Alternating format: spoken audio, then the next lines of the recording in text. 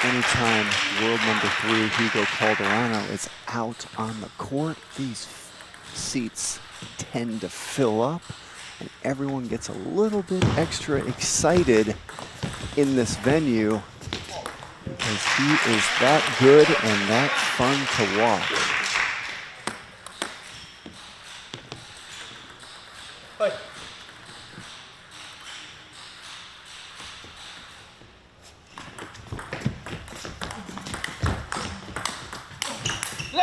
And that's great stuff right there from Kumar, hanging in that point and then getting in a big backhand, which is not something he tends to do very often. That's not the side of the table he's comfortable on, but he let one rip there. And then Calderano let that forehand rip right into the body of Kumar. Let's watch it again on the replay. Watch the forehand and then watch this placement right there into his middle body. Just like that, Calderano comes out in this first game and quickly develops a 4-point lead.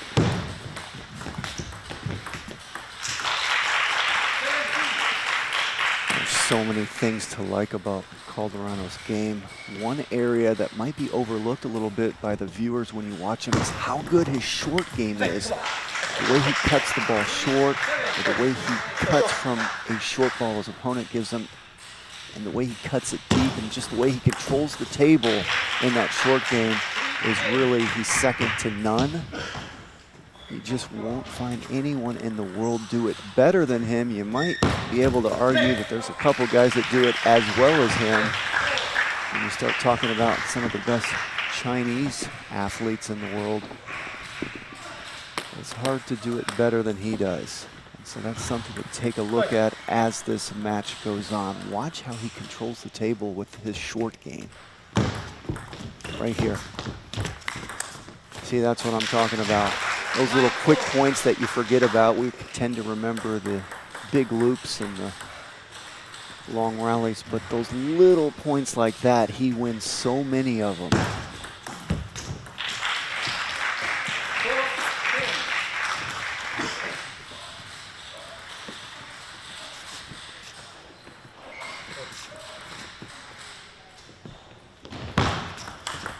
Oh, what a finish for Calderano.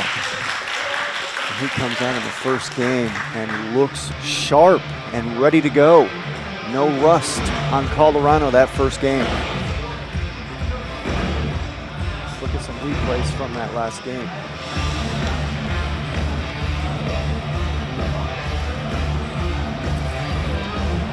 There was a nice backhand there from Kumar. Highlight of his game, his first game, because it was all Calderano for the rest of that game. And there we look at a game 1 summary.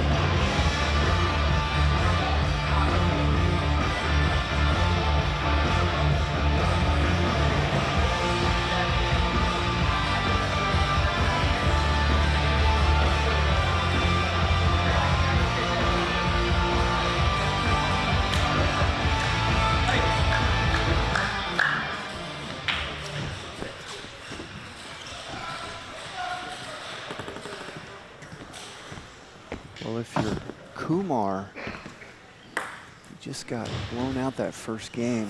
What do you got to do to try to hang in the second game? The answer is there's not a whole lot he can do, although he's got to make sure he doesn't make unforced errors early in the rally. Good job right there. Won a point in the short game with Calderano. Don't make unforced errors early in the rally. Make Calderano earn each and every point. And that's a great start for Kumar off his serve, winning the first 2 points.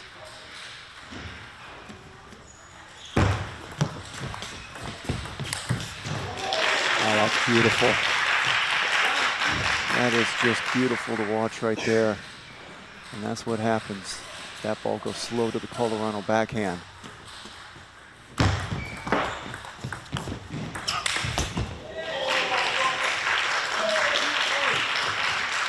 Let's watch that last point again. Watch the opening and then Mr. Big right there. Oh, that was a great cut by Kumar. But I think the ball hit the net. Let's watch it again. Does that ball come off the top of the net? Yeah, that ball came off the top of the net right there, and that caused Kumar to have to back up. Oh, great table tennis out there. Tip your hat to Nikhil Kumar for an unbelievable forehand there to tie this game up at 3 apiece.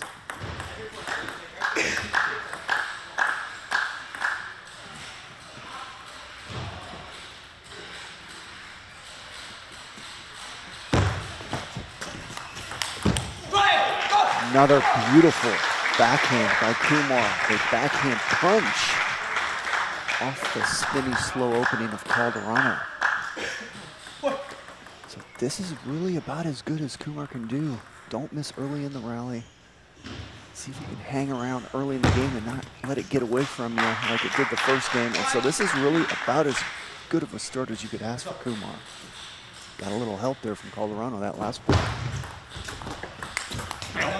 There's that backhand again, and Kumar saying, no, no, no, no, no, do not push it there.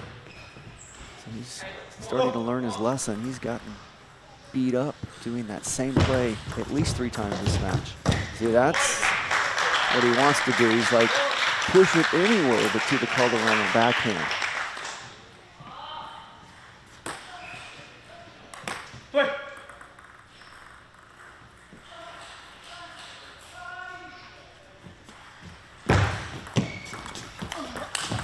Oh, that's good stuff.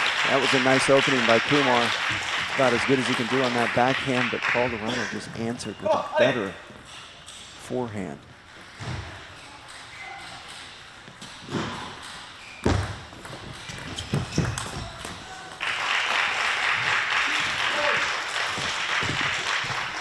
Calderano takes care of business on a serve, wins 2 in a row, ties this game up at 6 apiece.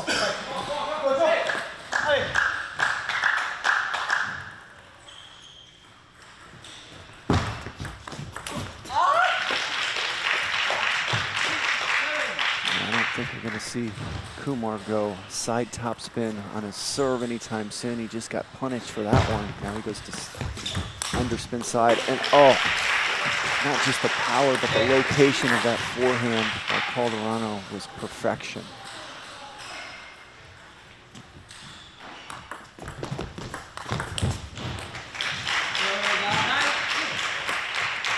Getting a good idea of the strong service game of Calderano right now.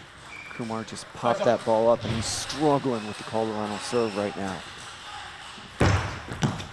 He missed that one outright. So the Calderano serve just beating Kumar up right now. Oh, what a receive. Wrong-footed Kumar, and Kumar's laughing right there. You see him smiling. You know, when you get wrong-footed like that, you can either laugh or cry. Kumar chose to laugh. What a receive, that last point. Let's look at some replays from that last game. There's that beautiful looking forehand of Calderano. There's the Calderano serve. See, there's the pop-up. And Kumar popped that Calderano serve up all game. Let's watch another one right here. There's the serve. And another, well, he missed that one outright. That was a pop-up and a miss outright off the end of the table. So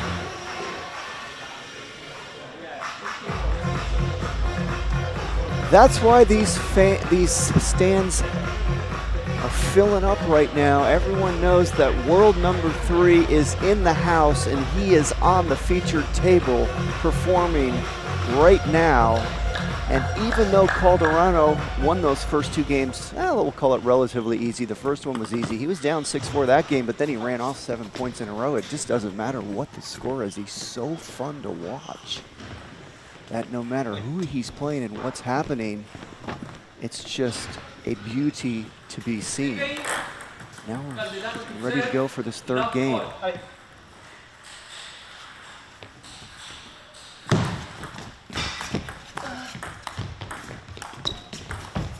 Oh, look at that.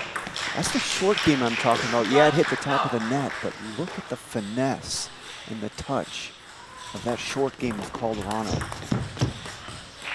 Calderano has really, really burned Kumar a lot with his backhand down the line. There was another one there. Oh, Kumar got one off that side topspin serve. He got punished previously, so he went back to it this game, won the point outright this time. Oh, great job by Kumar, winning 2 points off his serve, because now he's got to deal with the Calderano serve. Now let's watch the receive. Kumar, by the way, is an excellent receiver. Only one better than Kumar in this country is Kanak. That was a good receive. Kumar wins the point. So yeah, Kumar has really good receives, but he really struggled with the Calderano serve that last game. Let's see how he does this one right here.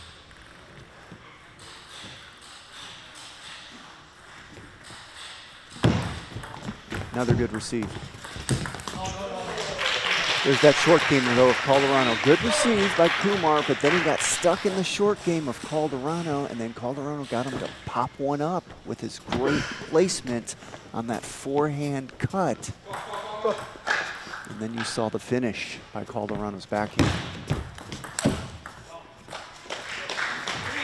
Calderano pinning Kumar a lot on his backhand side. Well aware that that is the side he's weaker on. Great job by Kumar, winning that point outright. And we are tied at 4 apiece.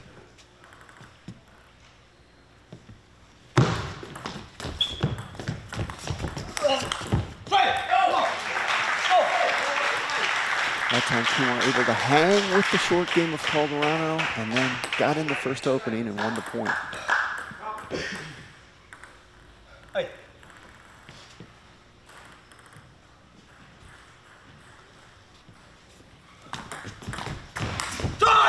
Another quality receive by Kumar, and that's the kind of receives we're used to seeing from Kumar in this country.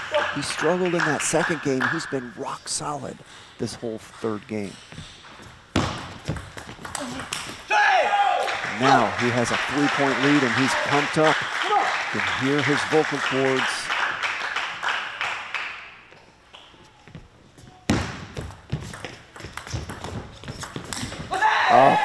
Beautiful backhand chop block. You call that a stop block, you can call it a chop block. It had so much spin on it, even though it was that high. Calderano blew it off the top of the net.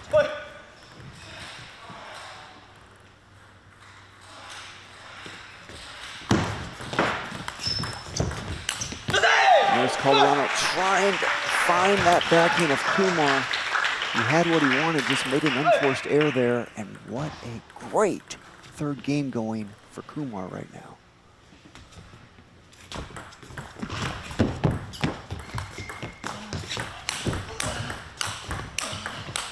That's unbelievable table tennis. Kumar saved a net with his forehand. Let's watch it again. Here's the net. He saves it, and then watch this backhand.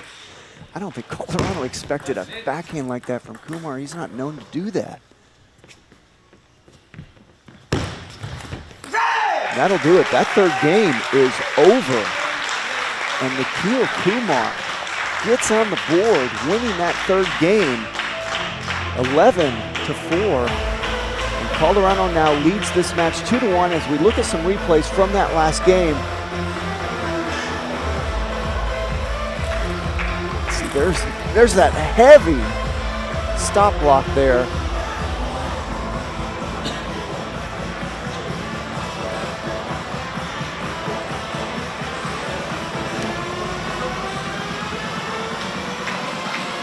Now we look at the Game 3 summary. There's a great look of our court here at the ITTF America's Cup. We are in San Francisco at the 888 Table Tennis Center. My name is Jimmy Butler, and it is an honor and pleasure to have all of you with us here today watching this live stream. And you picked a good time to watch because world number 3, Hugo Calderano of Brazil, is in the house. He is on the table right now, and he is putting on an entertaining show against Nikhil Kumar of the USA. Calderano won the first 2 games. He won the first very easily. The second game he trailed 6-4, went on a 7-point run, winning it 11-6. That third game, Kumar started well, got a lead, was able to hold the lead throughout the game, and ended up winning that third game 11-4. Kumar played lights out table tennis that third game. Calderano made a few unforced errors. And that's how Kumar was able to win it so easily, as far as the score is concerned. But it's never easy to win a game against Calderano. If you ask Kumar, he'll say, I played one of the games of my life to win that thing 11-4.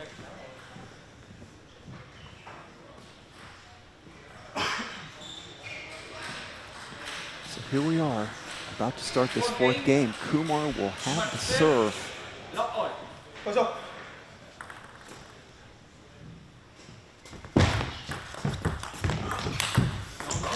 There's the Calderano backhand receive. He pinned Kumar on his backhand side and then got the big backhand rip in off a soft Kumar backhand.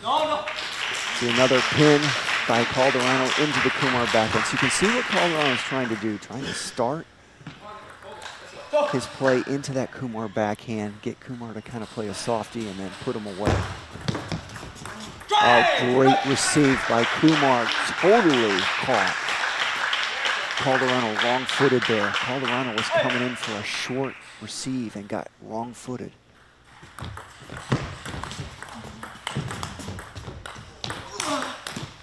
That's great stuff by Kumar. Answers, winning 2 in a row off the Calderano serve to tie it up at 2 apiece. So right now, both athletes have lost both points off their serves to start this game.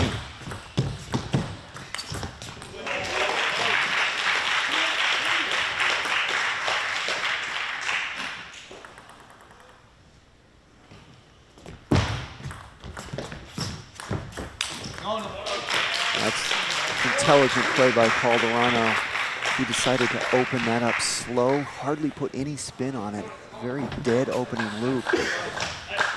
Kumar expected more spin and more speed. He was totally out of position. He lunged forward with that backhand flat hit and missed it badly.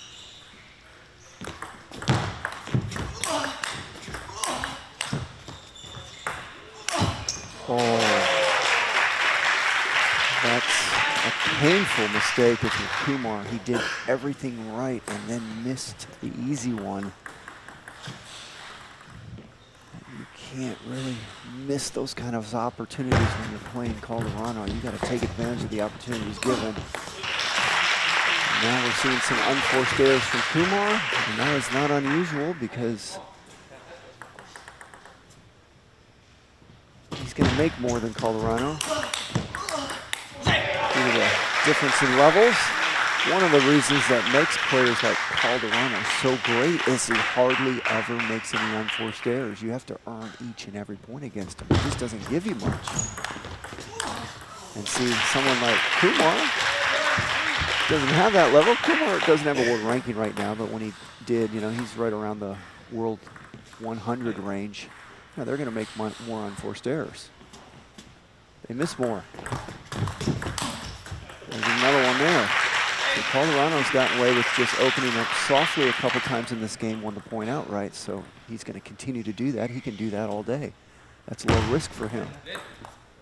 If you can't make his slow stuff, he's not going to give you his fast stuff as much because he doesn't need to. The faster you play, the riskier it is you might miss. He played that one fast. And he answered after losing that third game and is dominating this fourth game.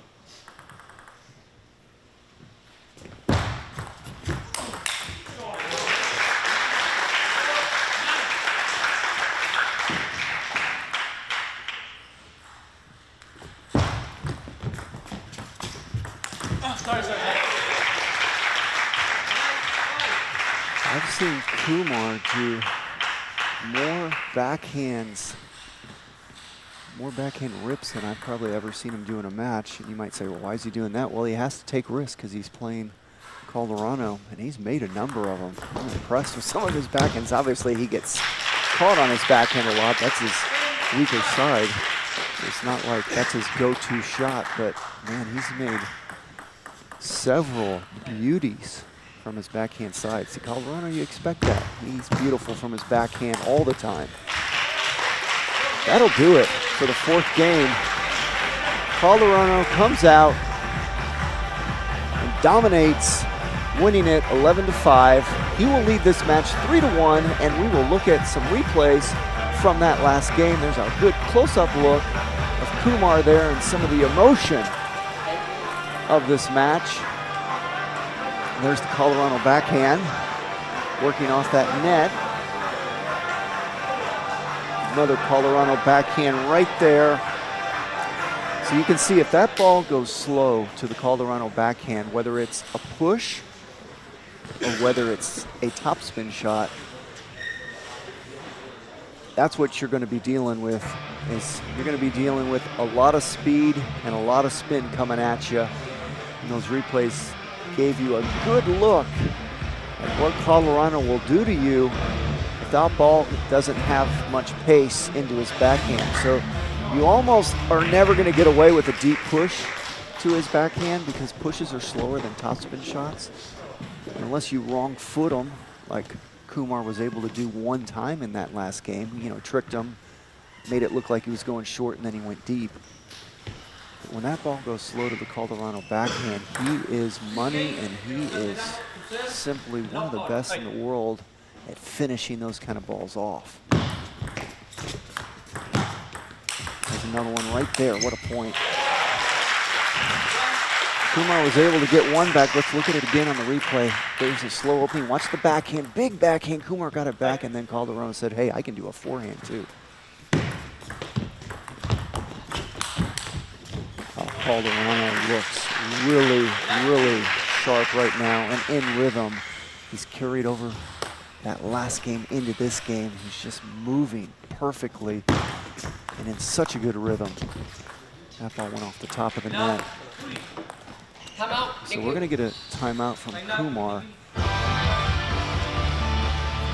So you look at the screen and you see the timeout clock. A timeout is for 1 minute, and that is the timeout clock countdown you see on the screen. When you look in the background, you see that big timeout text on the LED barrier surrounding this court. And you can see both of the athletes' legs there in the background talking to their coach.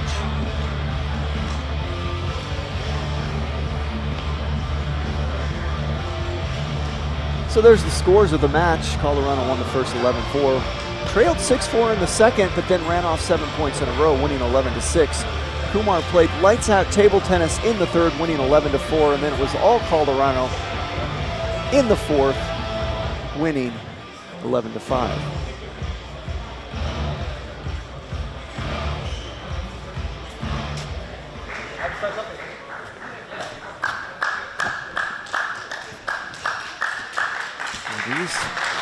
Both of these guys play at a fast pace. This match has gone super fast. They are both energetic athletes out there. They don't take much time in between points. You know, table tennis points in general go quick anyway, but man, these guys play quick in between the points as well. They just serve it up after each point.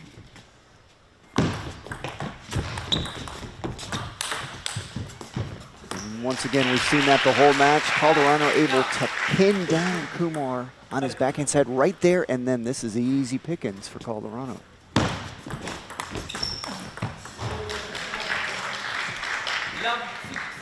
So after Kumar won that third game, it has been all Calderano. He answered with just a big-time run of points. He's right now on a 17-5 run. Now it's a 17-6 run. Kumar able to get on the board this game.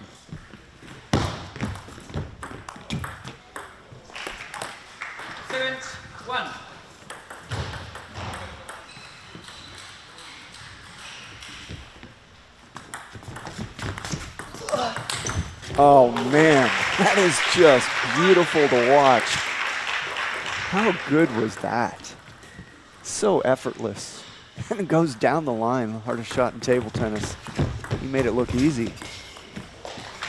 He's making this game look easy because he's up 9-1, and let's see how it finishes because it's pretty obvious it's gonna finish soon. The question is, are we gonna get to see another fun shot to watch?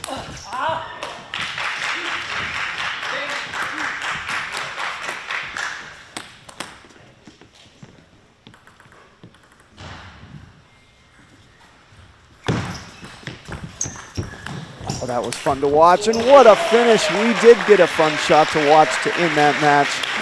What a beautiful finish for the world number 3 from Brazil. Hugo Calderano wins the match 4-1, and that was a treat to watch as we look at some replays from that last game.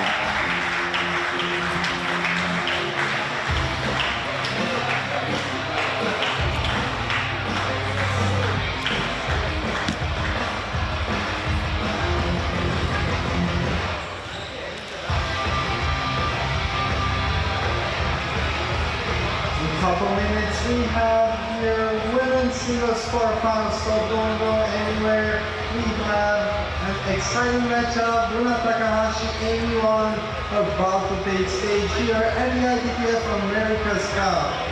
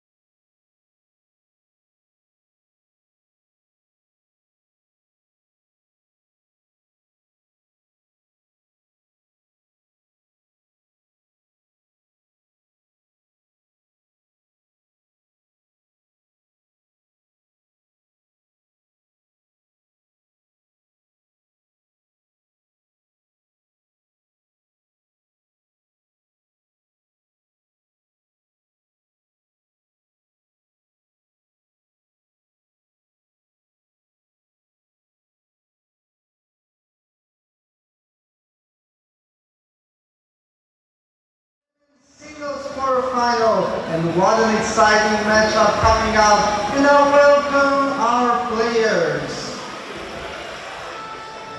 Representing USA, she's the current national champion. Please welcome Sally Moyland. And representing Brazil, she's the 2-time America's Cup winner. Please welcome Briana Takahashi.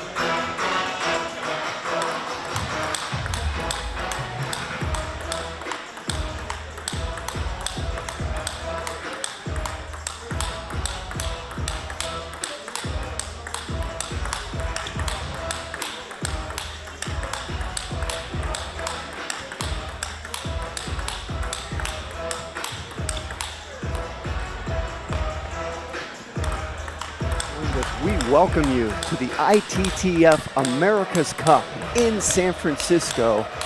We are at the 888 Table Tennis Center. My name is Jimmy Butler, and it is an honor and pleasure to have all of you with us here today. We just witnessed an entertaining match in the men's singles quarterfinals. Previously, where world number 3 Hugo Calderano defeated Nikhil Kumar of the USA 4-1, and this featured court here was full in the stands, with everyone here wanting an opportunity to watch the great world number 3 Hugo Calderano, and he delivered with some fantastic play and entertaining shot-making abilities out there. But we've got an entertaining women's singles quarterfinals match starting right now. That lady right there on your screen, that is Sally Moyland of the USA. She is 18 years old, currently ranked number 79 in the world. And she will be facing off against Hugo Calderano's country mate on the female side, Briana Takahashi. Takahashi, number 20 in the world, and is currently 25 years old. Now, as I've done most of this competition, I like to put a USA table tennis rating to both of these athletes because it really helps our American viewers watching. Because when I tell an American viewer that someone is like 150 in the world, they're not sure what that level is. But when I tell you Sally Moyland has a USA TT computer rating of 2505, the American viewers know exactly what level that is. So Sally Moyland at 2505. Briana Takahashi doesn't play matches in the US domestically. Obviously, this is an international match being played in the US, but she would have a rating of about 2650. So that's the level difference here. She's got about a 2500 player against a 2650 player. And Takahashi is off to the races in this first game, reeling off 4 straight points. Wow, look at the location of that loop by Takahashi. Everyone watching at home, that's how you do it. If your opponent's close to the table, you're about to put a degree of speed on the ball, locate the ball into your opponent's body, just like Takahashi did.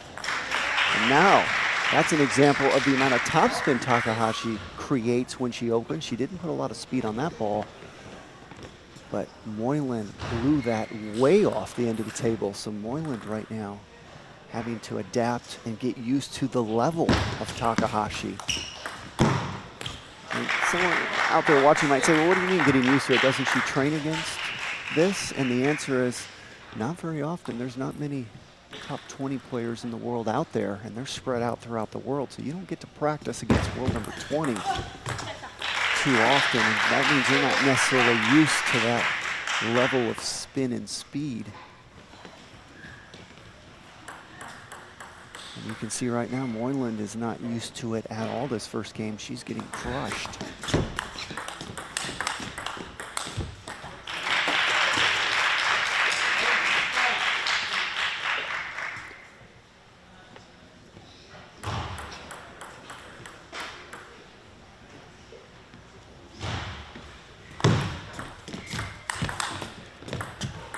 Burgos Takahashi is the top female player in this event. There's only one player ranked higher than her in the Americas, and that would be Briana of Puerto Rico, as we watch that last point. But Diaz is not here for this event, so that makes Takahashi the top dog. Takahashi comes out in the first, makes no unforced errors, and dominates Moyland, winning 11-1. I only got a few balls. Let's look at some replays from that. There's that spinny loop. See how Moyland just blew that way off the end of the table? Moyland's like, whoa.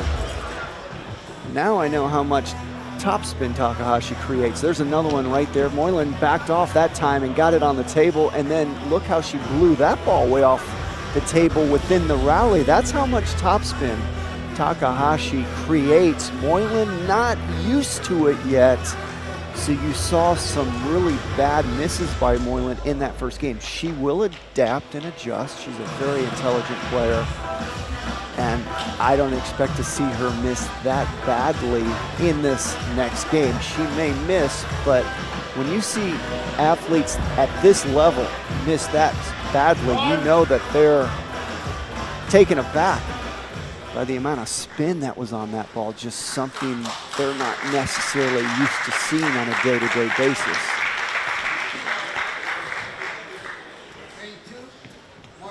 So what a treat in this evening session to go from world number 3 Hugo Calderano of Brazil on the men's side to Briana Takahashi, world number 20 on the women's side, in consecutive matches here. They are both special to watch.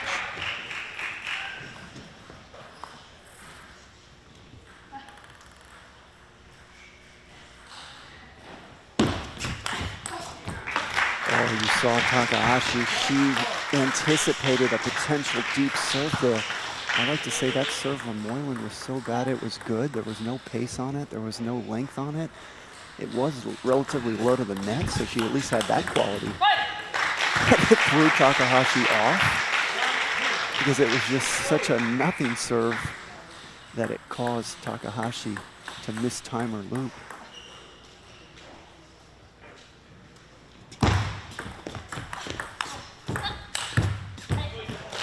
Oh, that's great location by Takahashi. It all started with that backhand. She went wide to the Moyland forehand, and then she knows that Moyland's now going to try to cover her backhand side, and she drilled that forehand right back to the forehand once again.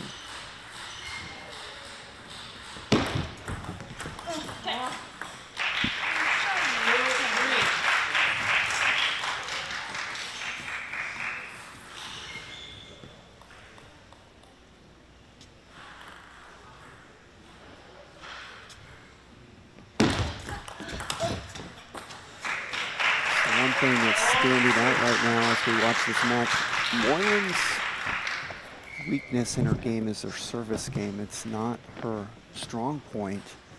And right now, Takahashi recognizes that and is really jumping all over the Moyland serve. And Moyland's very uncomfortable off her own serve as well as Takahashi's.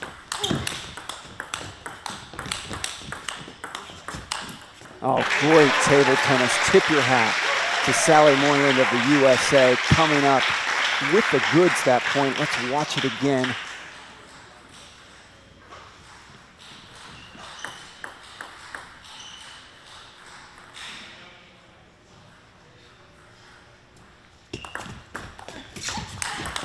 Oh, that's just such a forceful opening there from Takahashi. She's very similar to Hugo Calderano. If you play slow with a push or a topspin anywhere really on the table, she's going to punish you. So you've got to play at a very forceful speed against athletes as good as Takahashi, or she punishes you. You can't be laying that ball up in a slow manner whatsoever. The pushes need to be very quick and very well placed.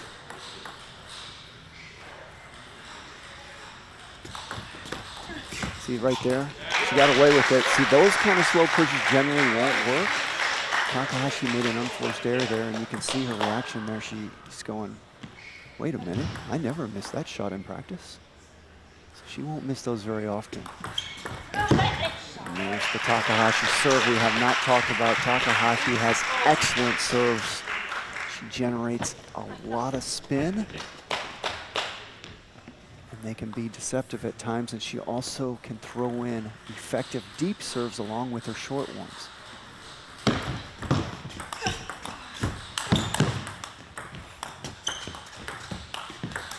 Oh, I love the change in pace there during that rally of Takahashi.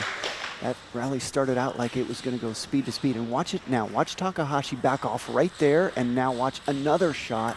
She goes slow and spinny. She wasn't in a position where she felt comfortable to play with speed, so she went slow and spinny, won the point outright. So you don't always need speed to win points in table tennis.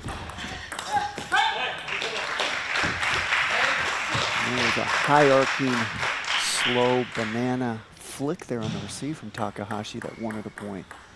She now leads by 2. No spin serve.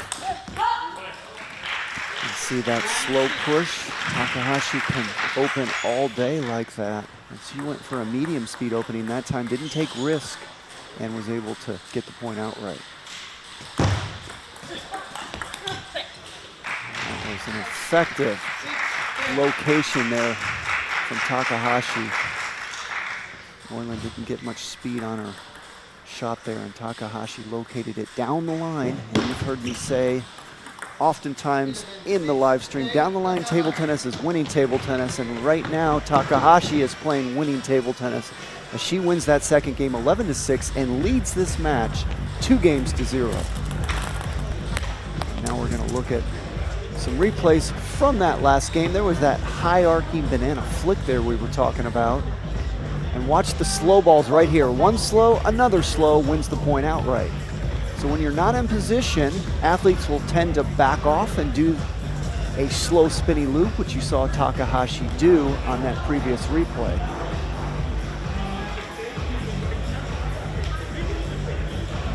There's the shot placement chart. Really both athletes kind of spreading the wealth around evenly. A lot of stuff going towards the middle of the table, which is what these athletes tend to do to each other. They try to stay away from each other's racket as much as possible. And they force their opponent to have to make a decision. If the ball goes to your middle, you got to decide, am I going to take a forehand or a backhand?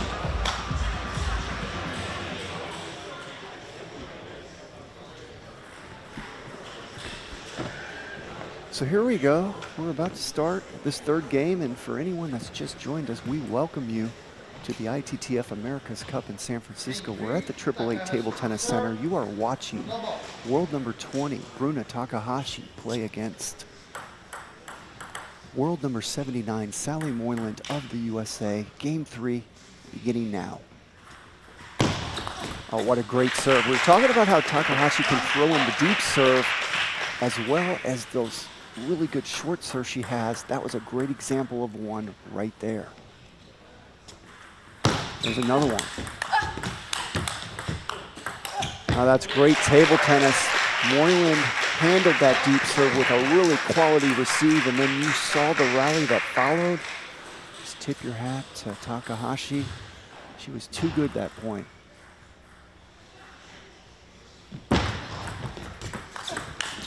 Oh, what a get. That did hit the top of the net. That's why you see her putting her hand up out of respect. But man, Moyland located that ball into her middle, but she went to the mid-distance game and made a great forehand get there.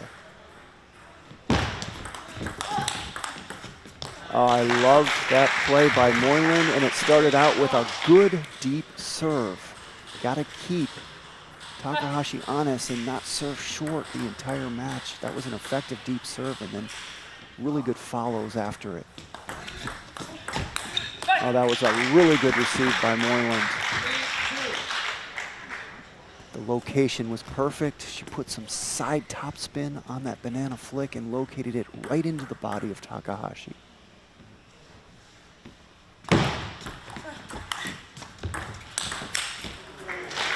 Great job by Moyland adapting to that net ball from Takahashi. Let's watch it again. There's the net, and Moyland resets her legs, able to drive that forehand in. I think Moyland's ball barely hit the top of the net there.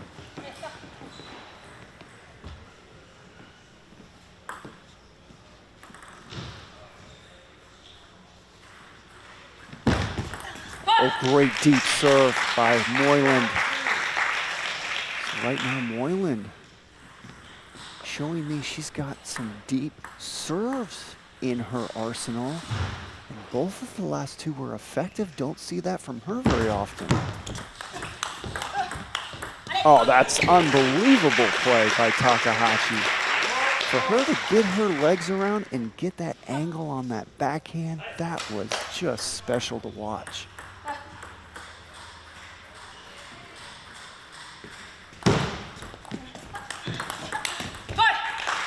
This is a really good game right now. There's some great table tennis going on out there. Both athletes really sharp.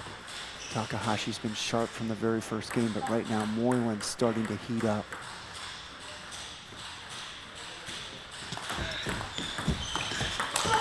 Oh, beautiful, beautiful forehand finish from Moyland off that spinny, high-arcing Takahashi opening forehand loop there.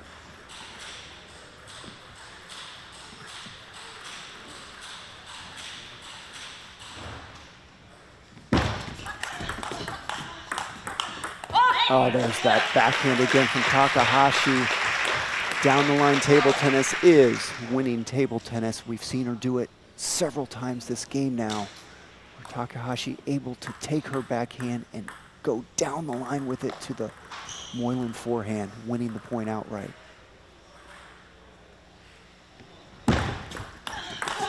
Oh, Moyland says, you know what, Takahashi? I can do that too, and I'm going to take a page out of your book. You've done it to me several times this game. I'm going to do it right back because I love that idea. You know, sometimes when you're out there, I know I would do it. Sometimes my opponent has a great idea or a great strategy against me, and I copy it. I say, hey, I like your strategy so well, I'm going to do it against you too.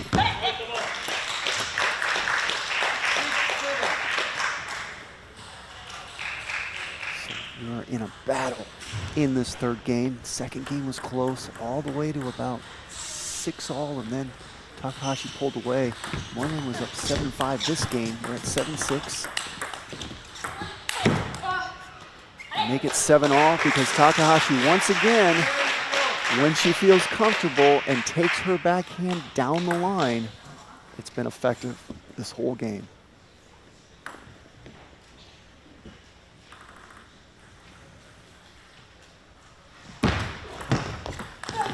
Oh, that's great stuff from Moyland. It all started with a great serve.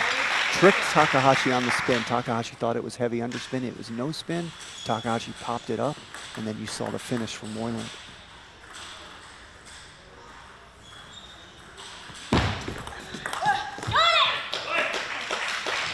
quality deep serve by Moyland, but Takahashi has seen that deep serve 4 times now. That's 4 times Moyland's done it this match. So Takahashi was ready for it, loaded it up with heavy spin, and then Moyland blew it off the end of the table. And that was a no spin opening loop, hardly any spin on it. That threw Moyland off. She missed it off the top of the net, and she has taken a timeout. We're gonna have a 1-minute break in play as we look at the TV monitor. You see the timeout clock ticking down there. Timeouts are 1 minute, and both athletes get 1 timeout per match. Moyland has just used her one and only timeout to talk things over with her American coach, Gao Jun, a former great athlete herself. A world championship singles semifinalist for China. She made the world championship quarterfinals twice for the USA. She made the rounds of 16 of the Olympics for the USA as well. She's a world team champion for China, and I'm pretty sure she's a world doubles champion as well. I know I'm right on all the other ones. The doubles one, I'm going off memory, so forgive me if I got that one wrong, but I think she won the world doubles title as well for China. So quite an asset to have in your corner if you're Sally Moyland.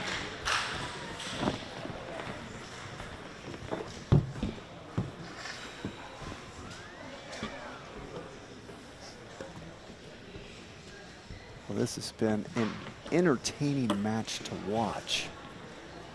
Moyland led this game 7-5, but she now trails 9-8. Takahashi's got the serve coming out of the timeout.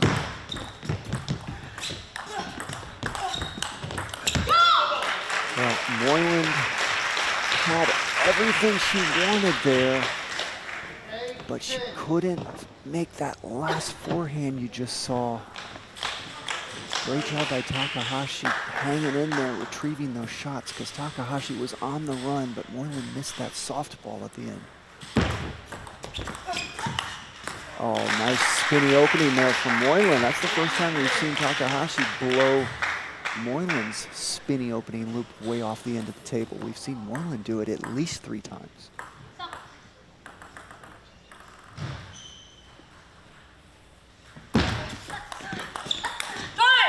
Well, that's good stuff because Takahashi really put a lot of heat on that receive.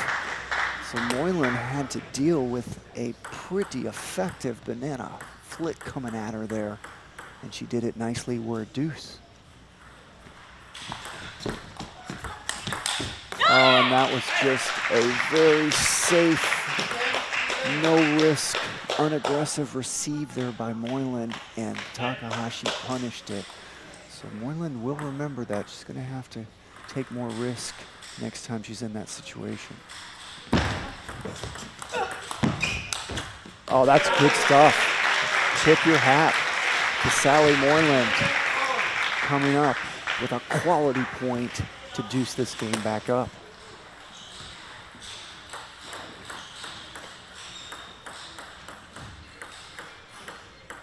Let's watch the receive now of Moyland. She really went for a nothing receive before and got punished. She's going to have to be more aggressive. Let's see what she does. Well, that time she wanted to cut it short just to neutralize Takahashi, but it popped up on her.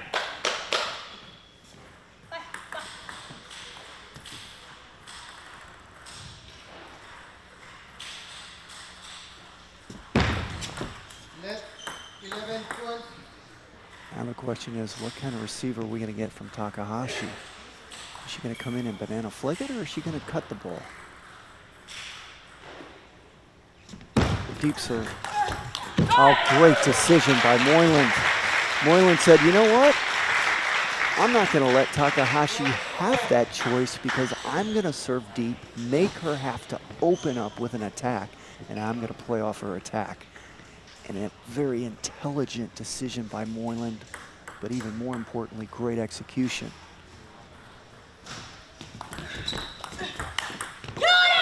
So that was a quality receive from Moyland. Can't ask for a lot more than that. That was just too good by Takahashi.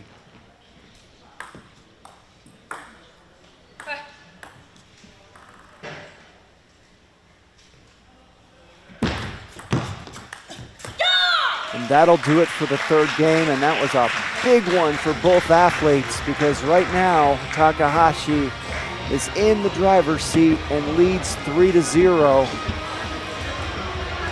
Moyland really needed that game to have a realistic chance of winning that match, and we're looking at some replays of that last game right now, and there's that deuce point we saw where Moyland popped the ball up a little, and there was that quality point by Moyland to deuce things back up within that game.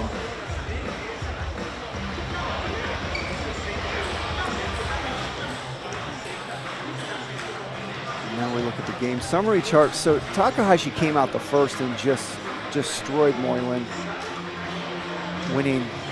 I don't have the score in front of me. It was right around 11-1. Second game, Moyland led 6-4.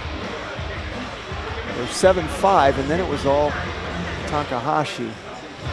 And then we saw the third game. Moyland had opportunities, but once we got to deuce, really it was all Takahashi in control of each deuce ball. Moyland never had a game point there. She did get herself to the end and gave herself a chance, but Takahashi was just too tough in those deuce points.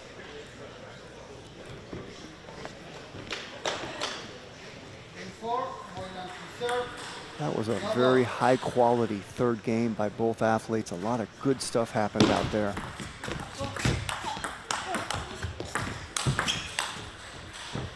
And that was a quality first point by Moyland.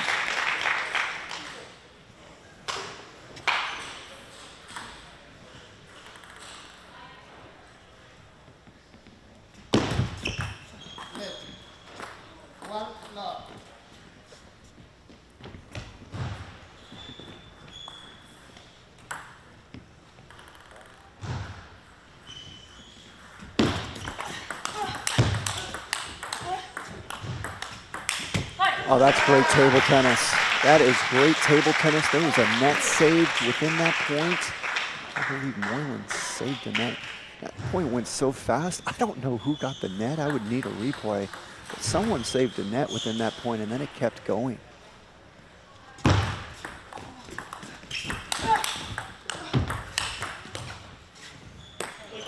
Oh, that's good stuff by Takahashi. She came up with a great defensive reaction within that point and then finished it off. So this is carrying over from the last game. Really good table tennis going on right now in this match.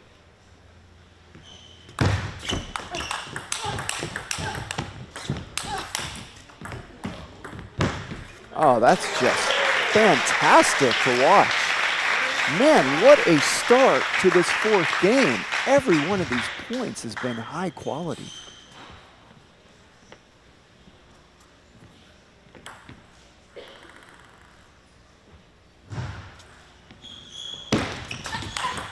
That serve got away from Moyland. It popped up. And once that deep serve pops up, you're in big trouble because it gives your opponent time to move their feet to get a big attack in on you, and that's exactly what Takahashi did.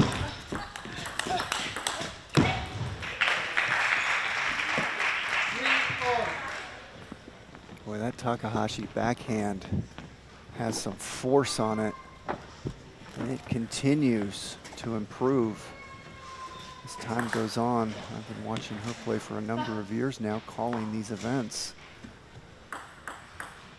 And she just keeps getting better and better and better.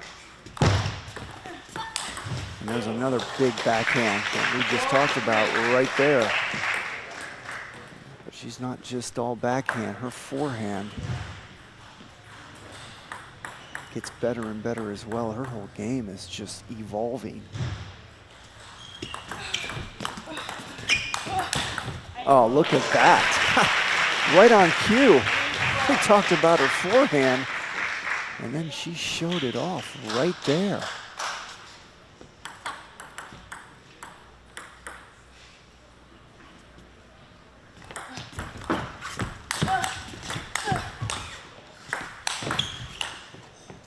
Now you get to see the long range distance game. Takahashi. You know, there's 3 distances in table tennis. One of the greatest players ever, Jan-Ove Waldner of Sweden. He's a 2-time world singles champion, Olympic singles champion, and also the World Cup champion. He won them all. Well, he used to say you need to master the 3 distances, and he calls the 3 distances the distance close to the table is the first distance, the second distance is the middle distance, and then the third distance is near the barriers, which you saw Takahashi at 2 points ago. Takahashi showing you she can play all 3 distances. Now, someone like Moyland, you'll rarely ever see her go back to that 3rd distance. She tries to stay in that close to the table first distance all the time, and sometimes she gets knocked down to the 2nd distance. Takahashi will play all 3 distances just like her countrymate Hugo Calderano. Oh, what a forehand finish, and what an angle out to that wide Moyland forehand. Nobody home.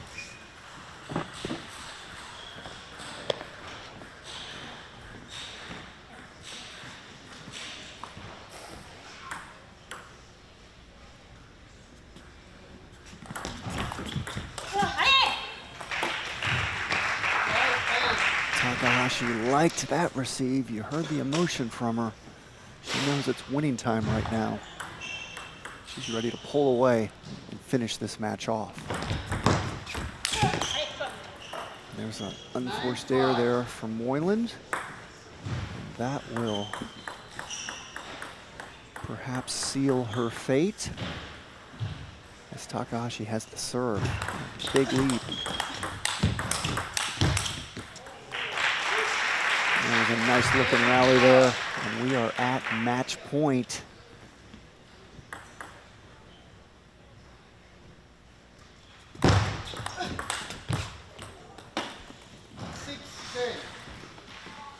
Boy, you see how much force Takahashi gets on that backhand, even though she missed it. Man, if it goes on, you're done.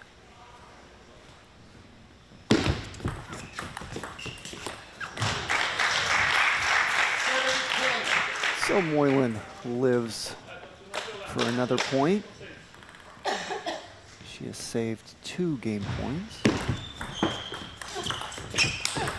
Oh, make it another one.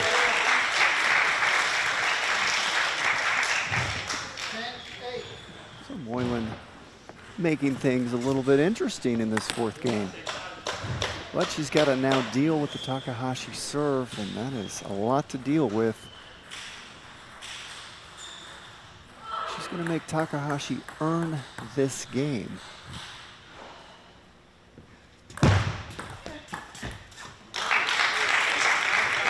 Now we got a timeout from Takahashi, so Takahashi is going to have to earn this game.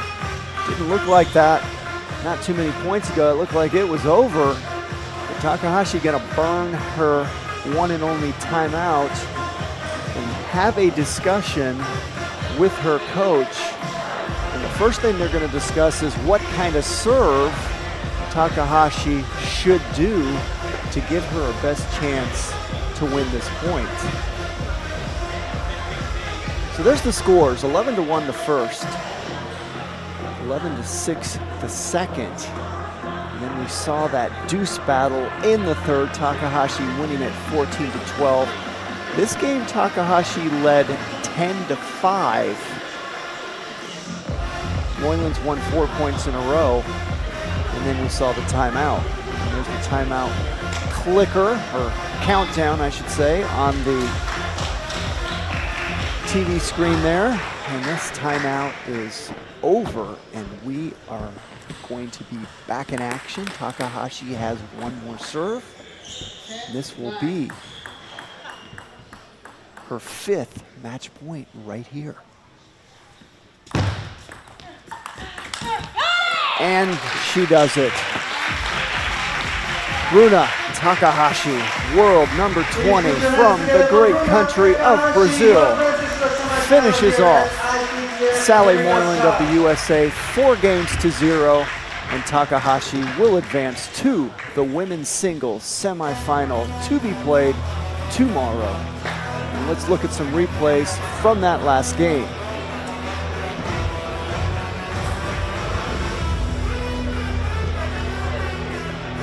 Oh, there's a good, beautiful look at that Takahashi forehand there.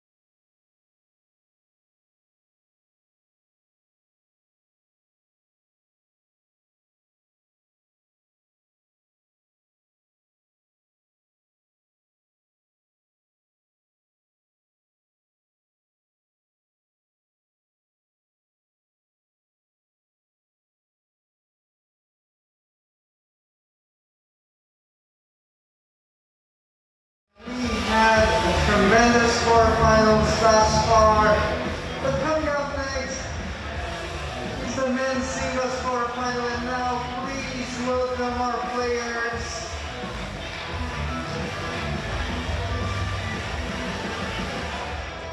Representing Puerto Rico, please welcome Naranjo. And representing Team USA, please put your hands together for your three-time Olympian, Kanak.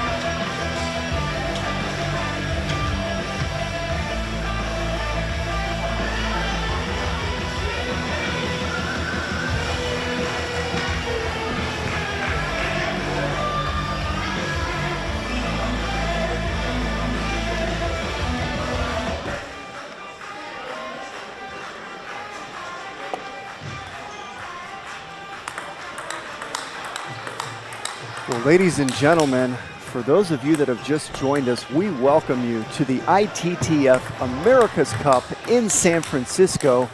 We are at the 888 Table Tennis Center.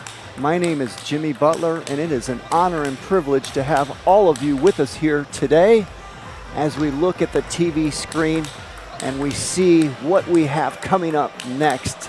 It's a matchup of Puerto Rico against the United States of America. And there you see the head-to-head record of these two athletes. Let's talk about that man, Angel Naranjo from Puerto Rico. There he is right there. He is number 145 in the world and is currently 22 years old.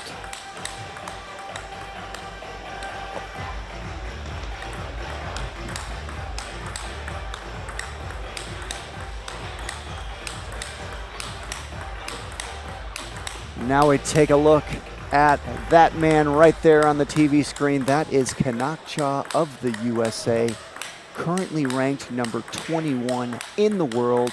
He's 25 years old. And both of these athletes have USA Table Tennis computer ratings. Kanak currently at 28.32. I would say he's a little bit underrated because he doesn't play enough matches to be where he should be. He's really right around a 2,900 player.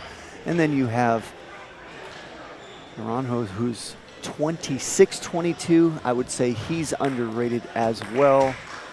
He's gonna be close to a 2,700 player when all said and done. Now, if you watch him this tournament, he's looked 2,700 plus, but he's been playing very well.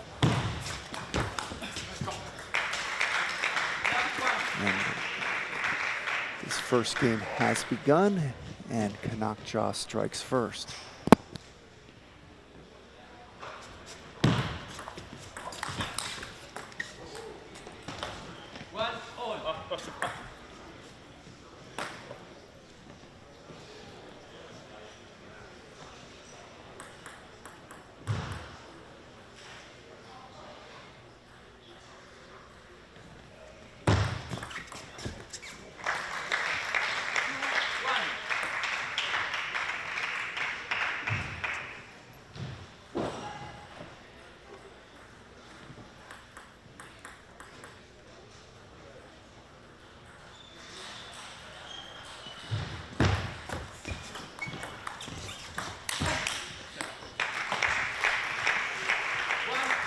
And a nice start for Ja as he comes out in this first game. Let's look at that last point right there. Locates that ball to the middle, and then you see the finish.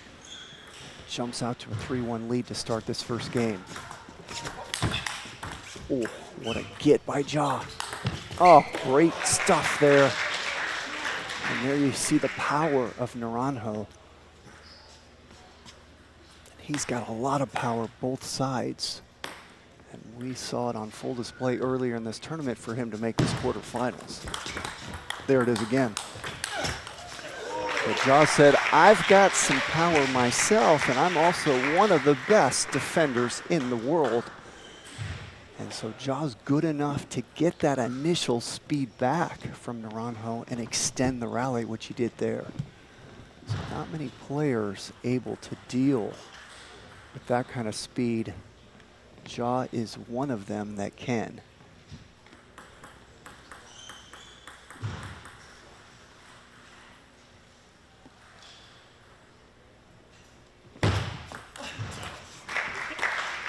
So right there, Naranjo really went for an aggressive receive. We see a lot of the South American athletes do that, and that's because as good as Ja is, the weakest point of his game is his service game, so they try to get an advantage there. Ja's pretty predictable on his serve. He doesn't have a lot of variation. He kind of does the same stuff throughout the match.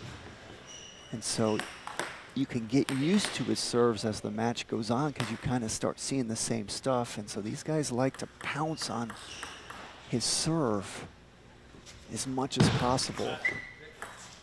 So you saw Naranjo do that. It didn't work, but that gives you an idea of what he's thinking. These guys try to get an advantage off of the Ja serve whenever they can because the rest of Ja's game is ridiculous. It's so strong. So you try to get him where you can.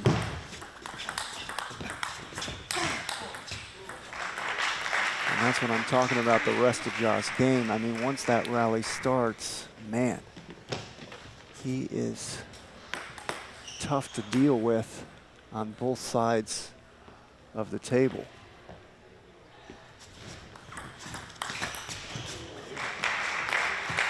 And there's the receive game of Ja. He has got excellent receives. He's always had great receives ever since he's been a young man. I used to play him when he was 12 years old.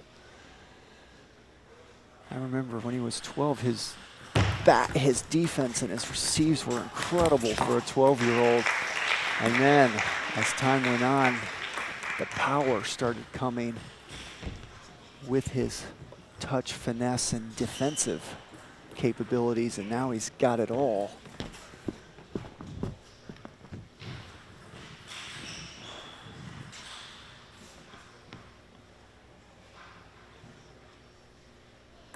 And his power has really improved even of late. It just keeps getting better. That's what used to be one of his weaknesses. On the world stage, we're talking at a high level when we talk about power. And Kanak Ja, his power is just as good as anyone. It's better than anyone here except Hugo Calderano. On the men's side, Hugo Calderano, the world #3 from Brazil. So Ja can outpower anyone here other than Calderano, but when you're talking about the best players in the world, that was one of his weaker points, but it's not becoming the case anymore. He just keeps getting stronger and stronger on the forehand and backhand side. And there's not many players in the world now that have more power than Ja. There are some, but not many. He's currently at 21 in the world. And it's going to take one of those guys ahead of him to demonstrate more power. And they're not very far ahead unless you're talking about some of the world top 5 guys like Calderano. He clearly is more powerful.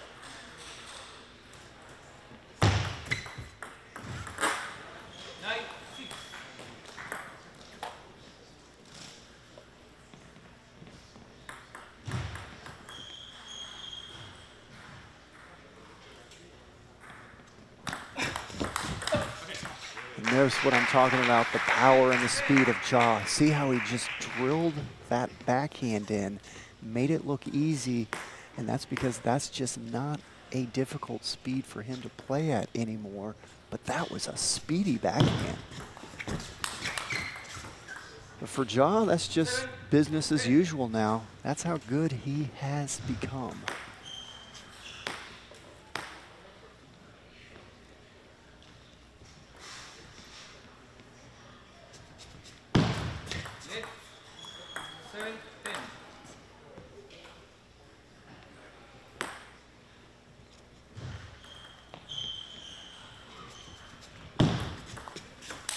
Oh, there's the power of Naranjo that we were discussing earlier. That's what he can do, and that's what he's done to get to this quarterfinal. I've seen him make a lot of blistering shots from both sides, and right there, his backhand was on full display.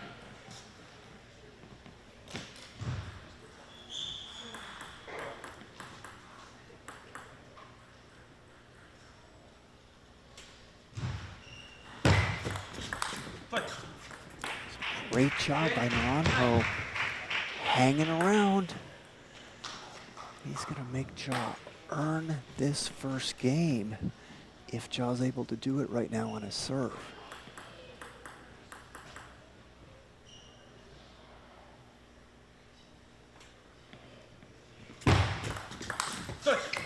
Oh, excellent receive. Ja tried to catch him with a deep serve, but that was a quality receive by Naranjo. And right now, Naranjo doing what we see Ja do so much, getting tougher when he gets down. He did not go away this first game. Oh, what a get from Ja. That was a quality backhand from Naranjo. I thought Ja was done that point after seeing that backhand from Naranjo, but Ja took it and now has another game point with the serve. He served deep last time, it didn't work. I expect a short serve this time.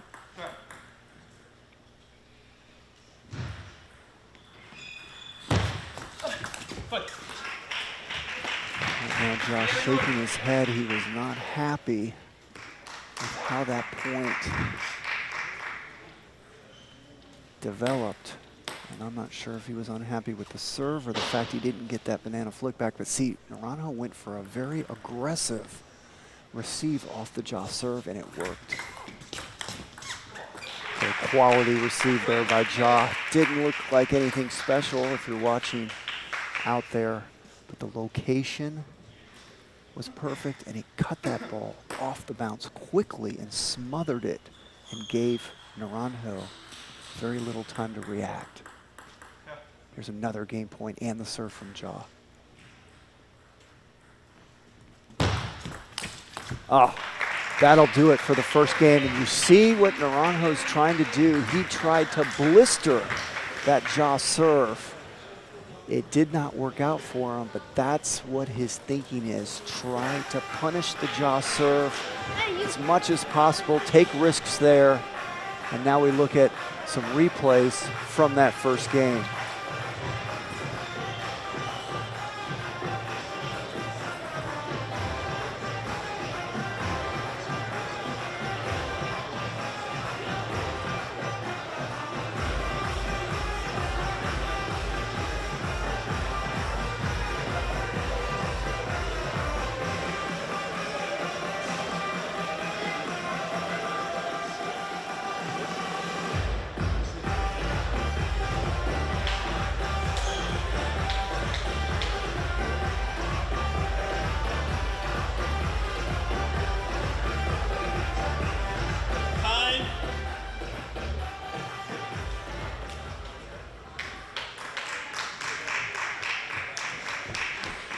That was an interesting first game. It really kind of looked like Ja was just going to kind of pull away and then finish Naranjo off at the end there.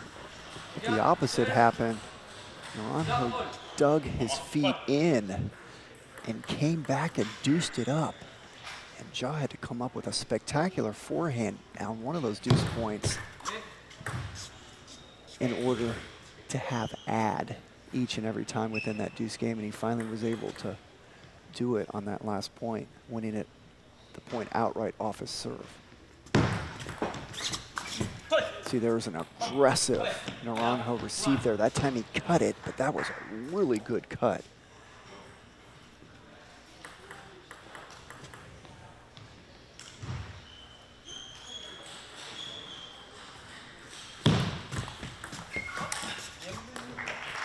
Another quality receive. Naranjo, he got Ja to push it back. He went for a little too much, wasn't able to make it. You can see how aggressive he's trying to play off the Ja serve. And there, Ja showing you his defensive capabilities. Naranjo really laid into that forehand and Ja was able to get it back. Oh, great receive by Ja. Good job by Naranjo, winning the short game battle at that point.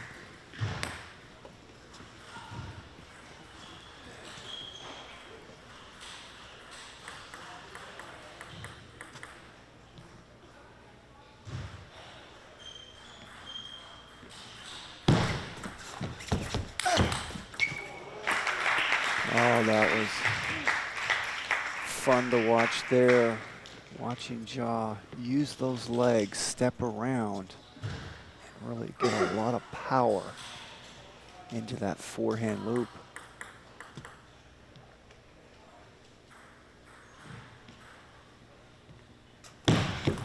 Oh, that's a great serve by Ja. Totally caught Naranjo off guard. Naranjo expected a short serve, and he was completely caught off guard there. He missed that ball into the bottom of the net, almost hit his side of the table first. He was so discombobulated.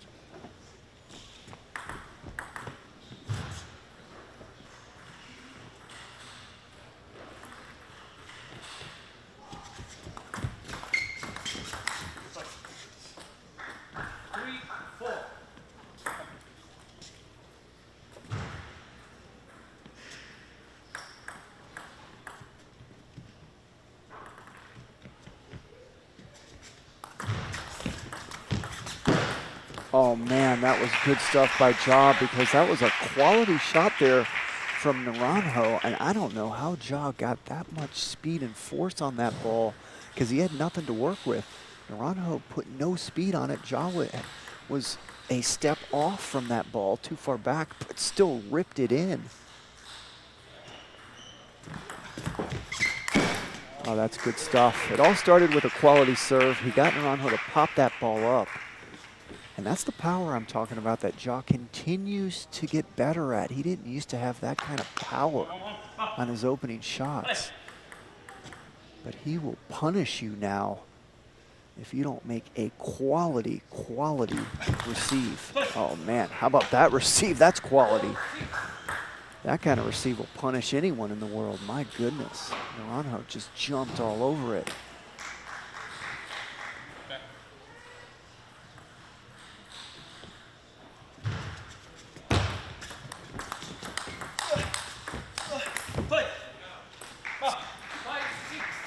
Good stuff from Naranjo there.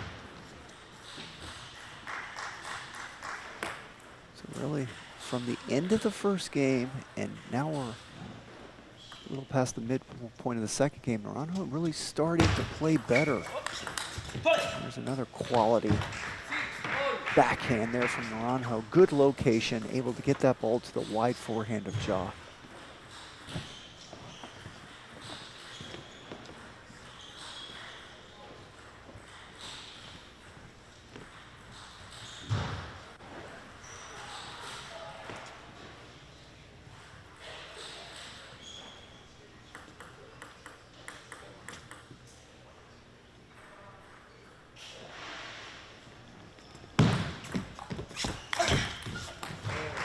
Nice serve by Ja, because Ja knows Naranjo is trying to be aggressive on the receive, so Ja's trying to figure out different serves and locations to go to slow Naranjo down. That time he got him to push it up, slow, a little bit high, and then Ja punished it.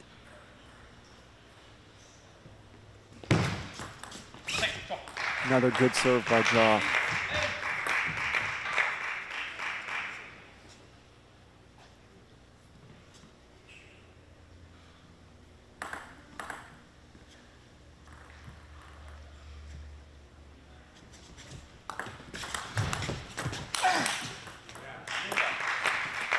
That serve by Naranjo was very weak.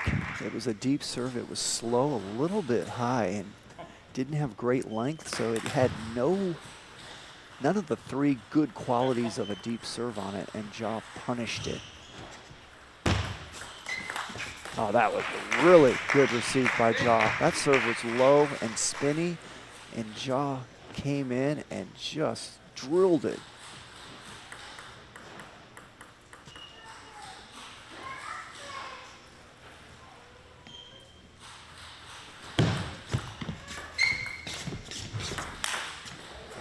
I love the chop smash, and we just saw one right there.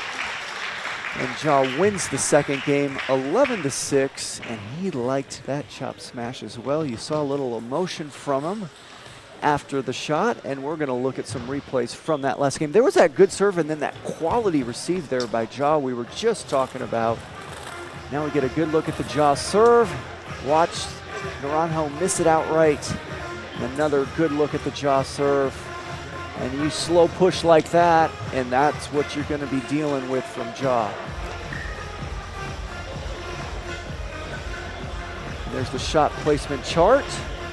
Very similar on both sides of the table, and you'll often see that. You see a lot of balls going to the middle of the table. That's because both athletes are trying to pinch the other one into their body, forcing them to make a decision on whether to take a forehand or backhand, trying to stay away from their opponent's paddle as much as possible. And there's the Game 2 summary.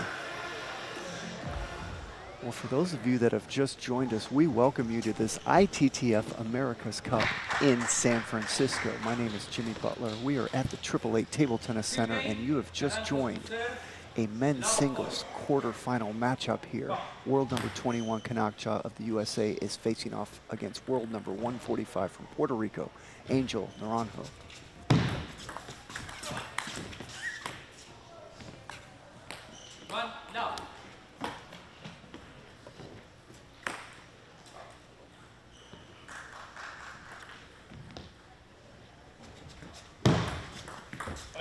Oh, great serve. Anytime you get Ja to miss your serve outright, you've done something special because he rarely misses receives. It's one of his great strengths.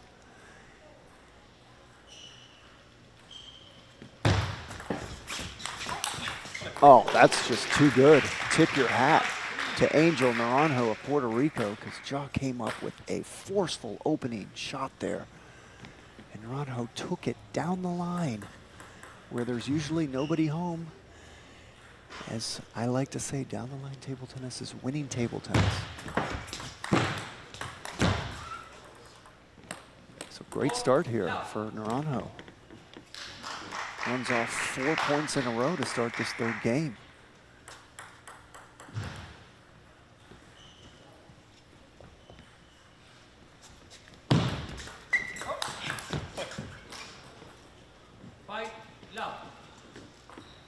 So let's see how Ja responds here. We've seen so often when he gets down, he does not go away. He tends to get tougher. He's in a big hole right now.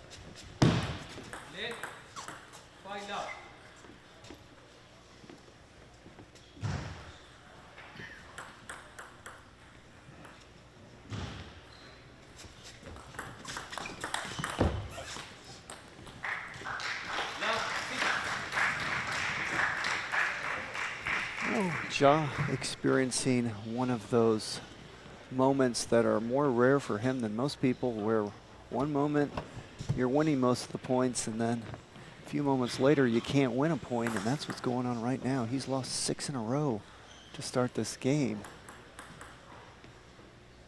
And we haven't seen him lose 6 in a row ever this match or this tournament so far. Now he's on the board, stopping that 6-point run.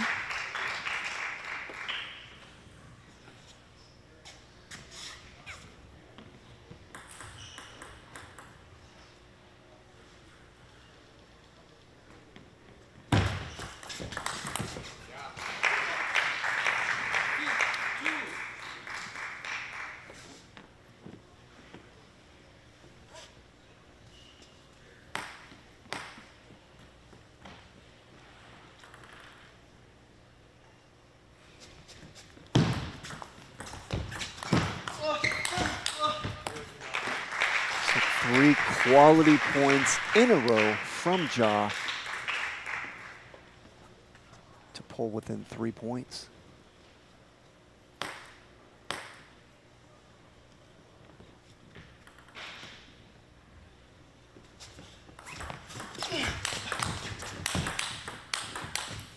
Oh, that's quality from Naranjo, because Ja came in and really put some heat on that receive.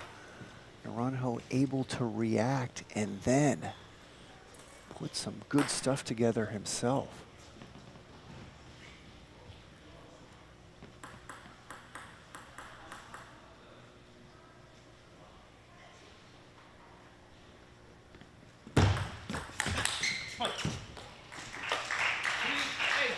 That's as good as it gets if you're going to punish a half-long serve, which is what Ja just did there. Naranjo just showed you how to do it. I'm not sure if Ja meant to do half-long, but Naranjo punished it. Oh, great get from Ja, because Naranjo just blistered that backhand opening. There's a good look at the defense of Ja. He is so good defensively. Always has been, ever since he was a young man playing here in the United States. His defense was ridiculous. I remember playing him when he was 12 years old. His racket was like flying over his head.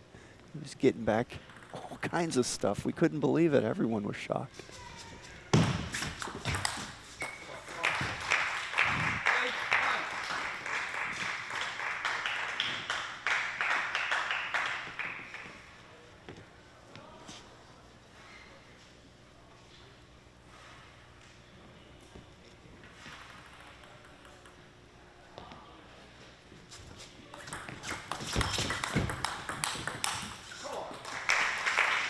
So we talked about it, when Ja gets down, he does not go away. He tends to get tougher.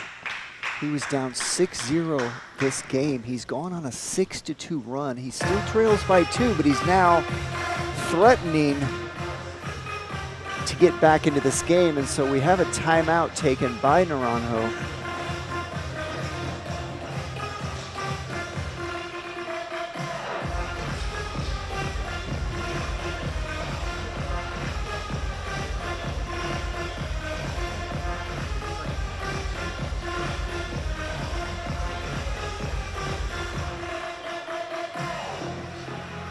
There's a good look at a shot chart there. You see how Naranjo won the first 6 points, Ja won 3, Naranjo won 2, and then you saw Ja win these last few points.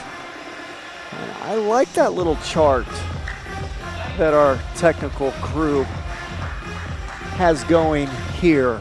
That's new to me. I haven't seen that before, and I really liked it. That really gives you a nice, clear picture of the point runs of that last game.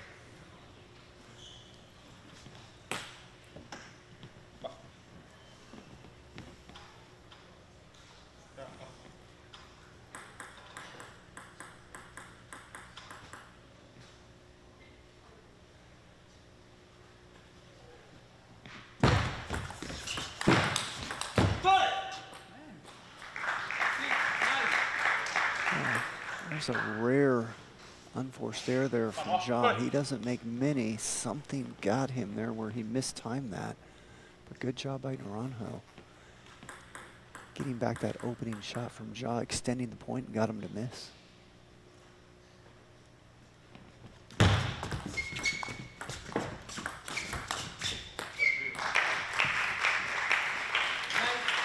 So Naranjo with the serve and a 9-7 lead. Here's a really good opportunity for him to win this game, get on the board, and to avoid the dreaded 3-0 deficit in this best of 7. Oh, that was a mishit from Naranjo, so you saw him raise his hand up. So that came off his racket funny. It was a lucky shot. But at the end of the day, he got the point, and now he has a chance to win this game. Not going to happen that point because Ja made a quality receive and a even better quality opening forehand loop there.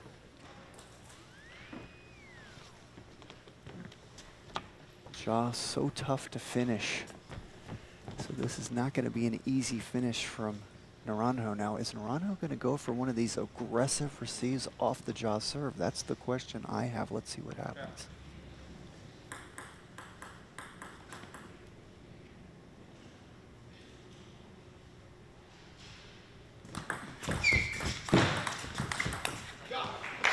Naranjo decided to cut that ball short, get into the rally. Here comes Kanak Ja. When the going gets tough, he gets tougher.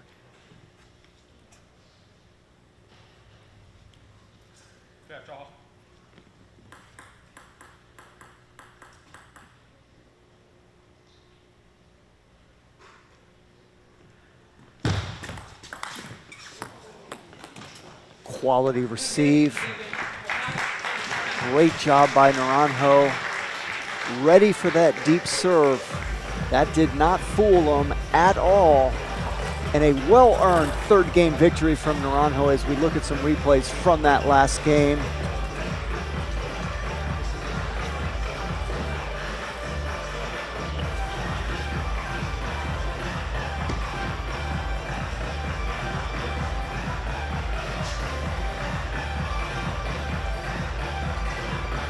And there's the Game 3 summary charts.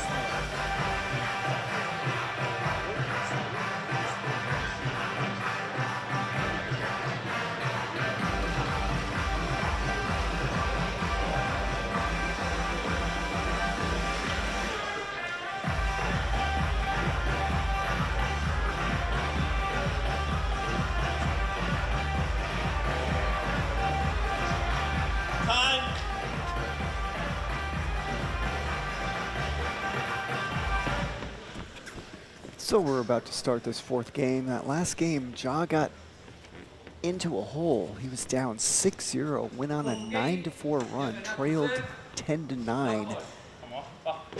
Naranjo came up with a great receive off a deep Ja serve to win the game, and here we go.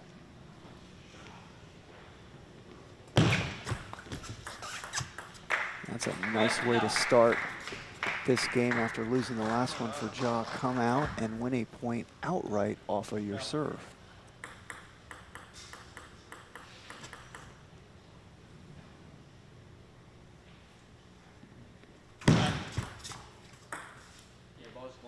the table before you start. I mean, hands inside too. Both your all and hands going inside. That was just a warning there. The referee said that Jaw's hand was over the table when he started the toss, so he wants his hand behind the table when he starts the toss. And look at that blistering receive from Naranjo, punishing the Jaw serve after the warning.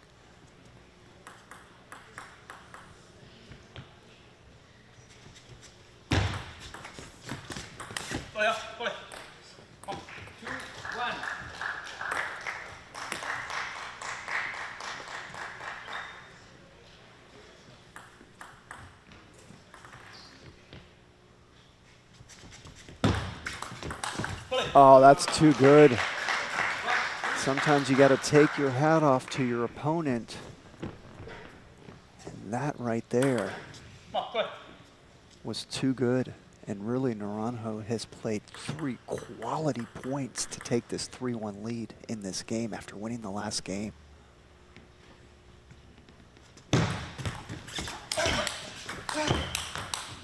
How good was that? Right now, Naranjo is on fire. It all started with that great receive to win the last game, and now he's come out and won 4 out of 5 points, playing lights out table tennis.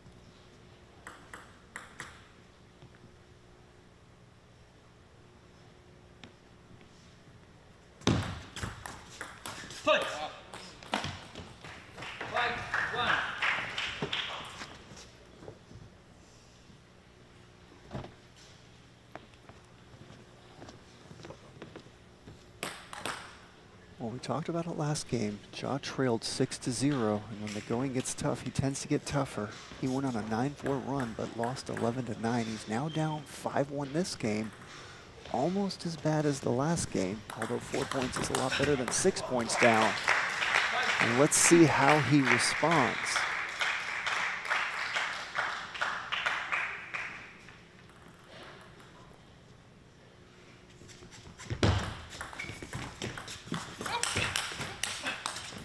Oh, that's just too good. Naranjo really playing high-level table tennis right now. Throw that 26-22 USA TT rating out the door, because he's looking like he's 2,800 right now. These last 6 points he's won. And look at that. He just continues the run. So John knows that he's just got to weather this storm. He knows that Naranjo right now is on a hot streak. He's just got to hang in there, weather the storm, stay strong, stay steady. And it continues. Ladies and gentlemen, you are watching an incredible run of points by Angel Naranjo of Puerto Rico. It's the way he's won these 8 points. It's not like Jaw's making unforced errors. Jaw has made no unforced errors. Naranjo is just making incredible table tennis shots. And he finally makes an unforced error there.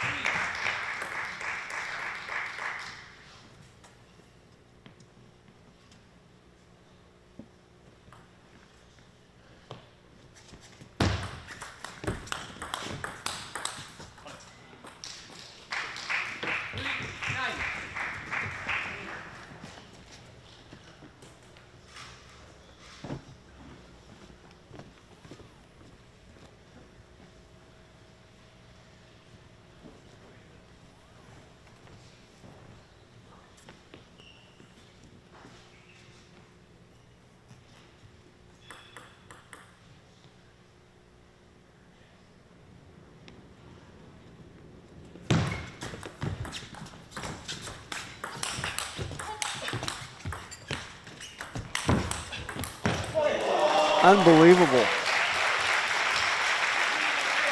That is just too good and entertaining to watch. How in the heck did Naranjo pull those shots off? I mean, that man is my height. He's right around 6'4". And look at the acrobatic shots he just made. Oh, what a finish. My goodness.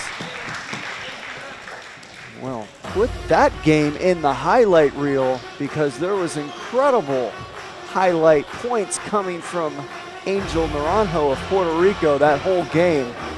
That was a treat to watch.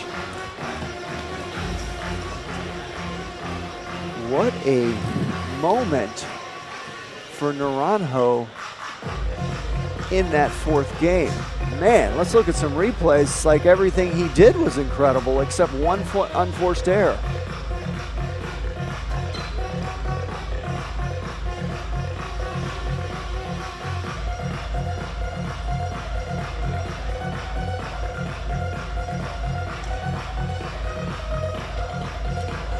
You know, we've had some conversations about the athletes here, and obviously Hugo Calderano, world number 3 from Brazil, is on everyone's mind. And Kanak Ja, world number 21 as well. And it's so difficult for either one of those guys to lose in these events because they're just so good compared to the rest of the field. But we do say, you know, they will lose once in a while, and the way they lose is if their opponent gets super hot and they play medium or lower, medium level, their medium level or lower, you know, they can lose. And you're witnessing right now an example of that. Naranjo got super hot there. And John's not playing bad, but you can't say he's playing, you know, his greatest game ever. That ball hit the edge right there. And that's when these greats like Ja or Calderano, that's when they can lose one of these matches. And here's one of those moments where Naranjo is just on fire. Let's see if he cools off. Not that point.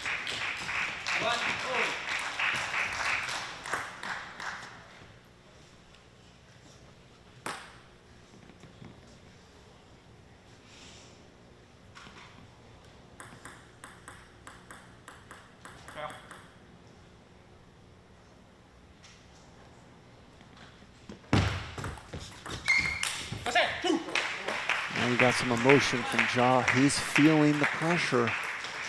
And you've got a guy like Naranjo just firing bullets at you, point after point after point. That gets your adrenaline going.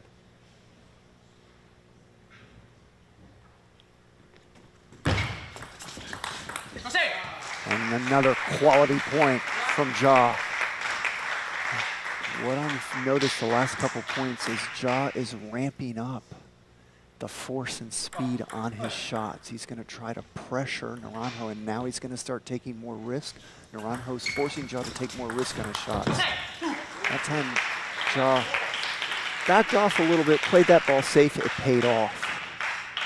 So let's watch as this game continues. Does Ja continue to take more risk and start putting more force on the ball? I think he's going to have to.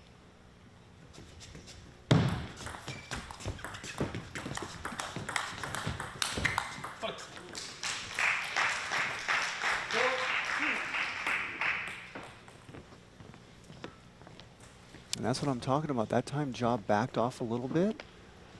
Didn't take risk on those two backhands, and Naranjo punished him. So these great players like Ja, they kind of feel you out, and they don't want to play any faster than they have to beat you, because the more fast they play, the bigger risk it is for them to miss. So that speed that Ja just played right there, not working of late. He's going to have to amp things up a little bit. That was a really good located receive there by Naranjo. That ball was low to the net, right into the body of Ja.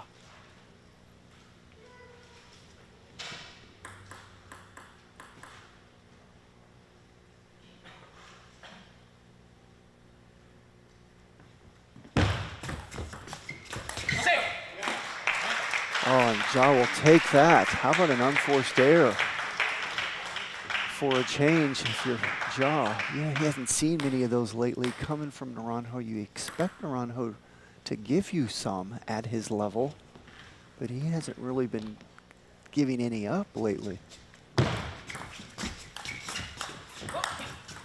There's another one. And Ja will take it.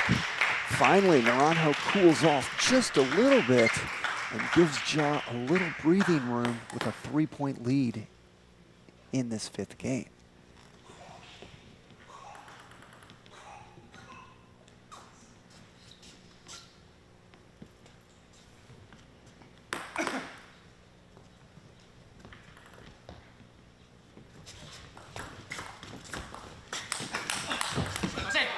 Oh, that was quality speed there. That's what I was talking about.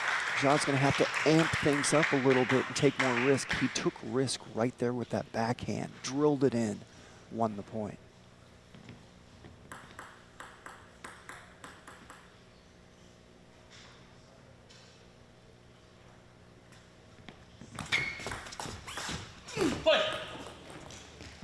Very good receive by Naranjo.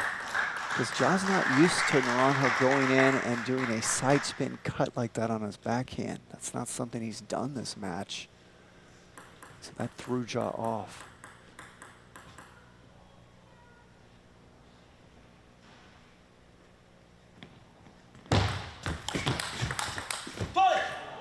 Wow. Great table tennis. Naranjo jumped on that Ja serve.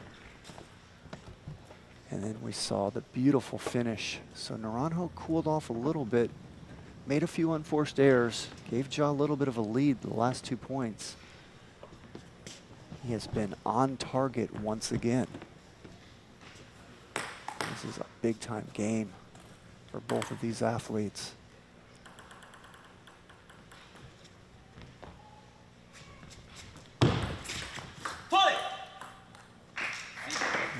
Ja's going to take a timeout after a rare missed receive.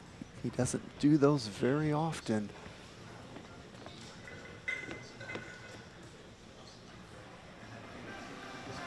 And this is a battle, ladies and gentlemen. What a match this has turned out to be. For those of you that have just joined us, you have joined us at a perfect time because you are watching a battle. And there's the scores of this match. Ja won 13-11 the first, 11-6 the second. Naranjo got on the board and won 11-9 in the third, and then ran away with that 4th game 11-3. Ja led this game 7-3. Naranjo's won 3 points in a row. And is only trails by 1 point now. That caused Ja to take a timeout. And now we are about to resume action as you see the timeout clock on the screen ticking down to 0. And Ja jogs back out to the court. And we are back in action here in San Francisco at the 888 Table Tennis Center. 6, 7.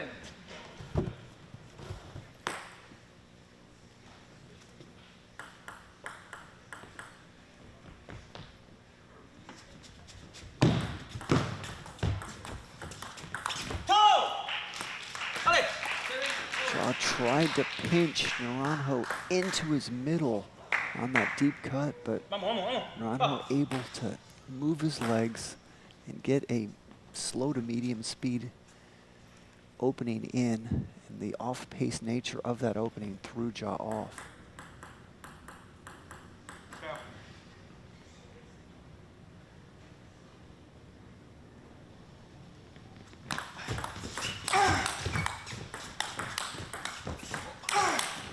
I don't know how Ja won that point, but he did. He was in big trouble because Naranjo took one of those shots down the line, and Ja somehow reacted and got it back, and then was able to get the point.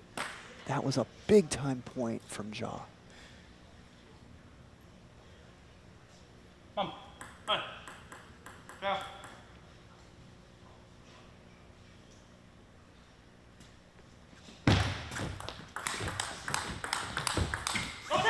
Great table tennis going on right now out on this feature court. And Ja, when the going gets tough, he tends to get tougher. And he played tough as nails those last 2 points. Naranjo put a lot of pressure on him both points. Ja answered.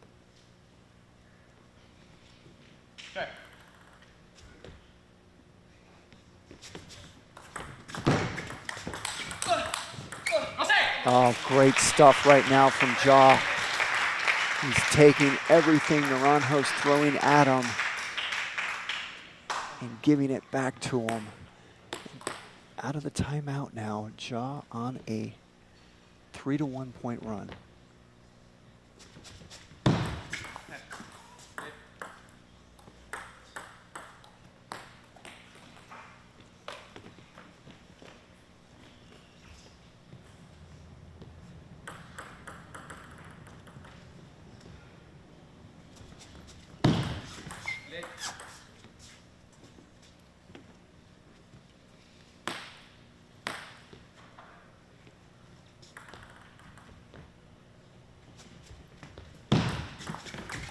Oh, what a receive by Ja, and what great table tennis by Kanak Ja of the USA. Coming out of that timeout, he upped his level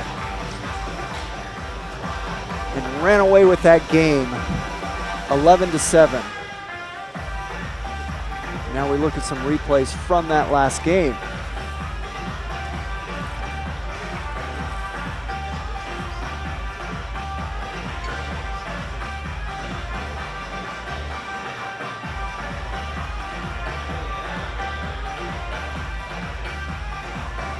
There's the Game 5 summary.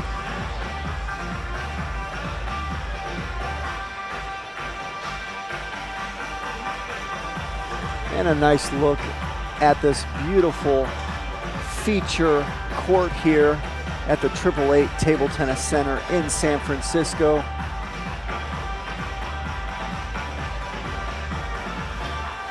Great time to thank some of our sponsors. We thank Pixelscope for making this live stream possible. We'd like to thank Palo Alto Network, JP Morgan, MongoDB, Ethos, Butterfly, and the 888 Table Tennis Center for making this fantastic event possible.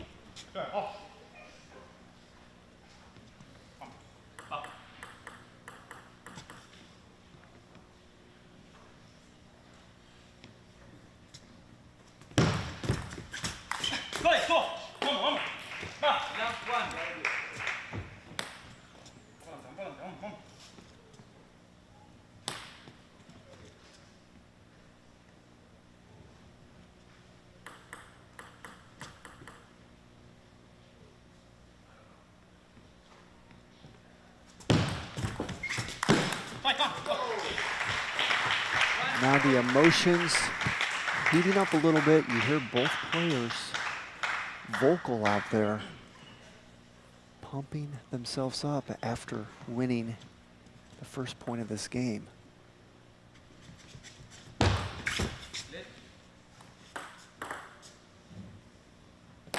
might have been a break there for Naranjo because that serve was going long and Ja was stepping around ready for it.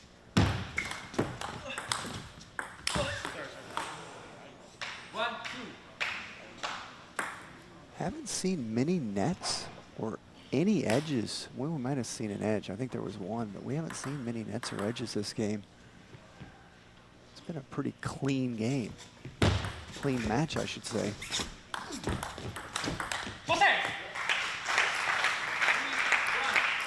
Now you see the emotion of Ja. You hear it, you see it on his face. He was put under a lot of pressure. These last 3 games, he was able to win the last one by the skin of his.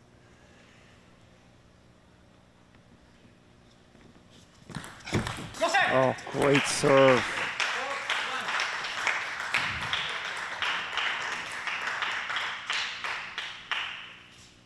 Naranjo was not ready for a deep serve there. That's why he missed it so badly. He was expecting short.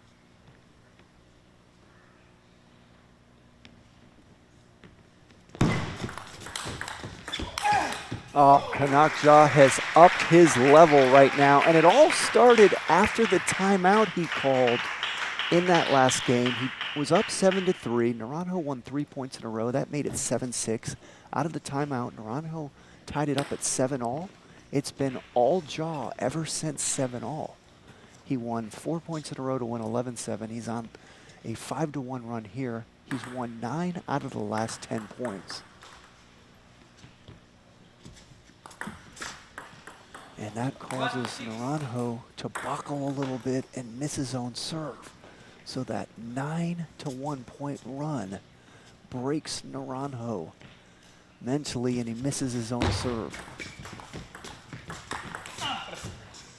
Good job by Naranjo winning that point there after blowing his serve.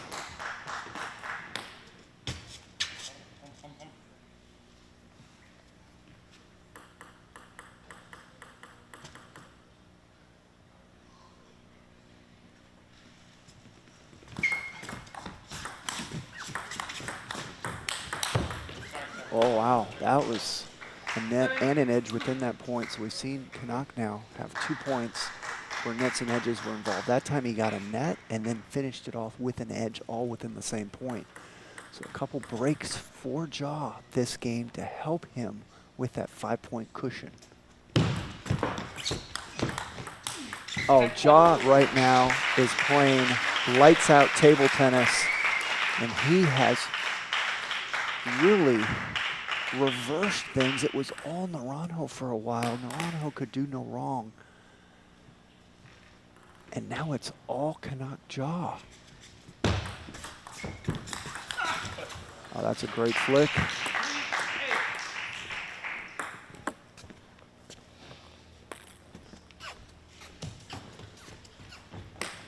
So right now, Ja on a 12-3 run, dating back to last game.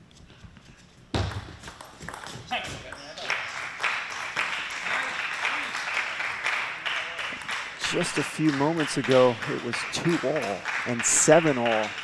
And this match could have gone either way. And just a couple blinks of the eye, and Ja is about to run away with it in the 6th game.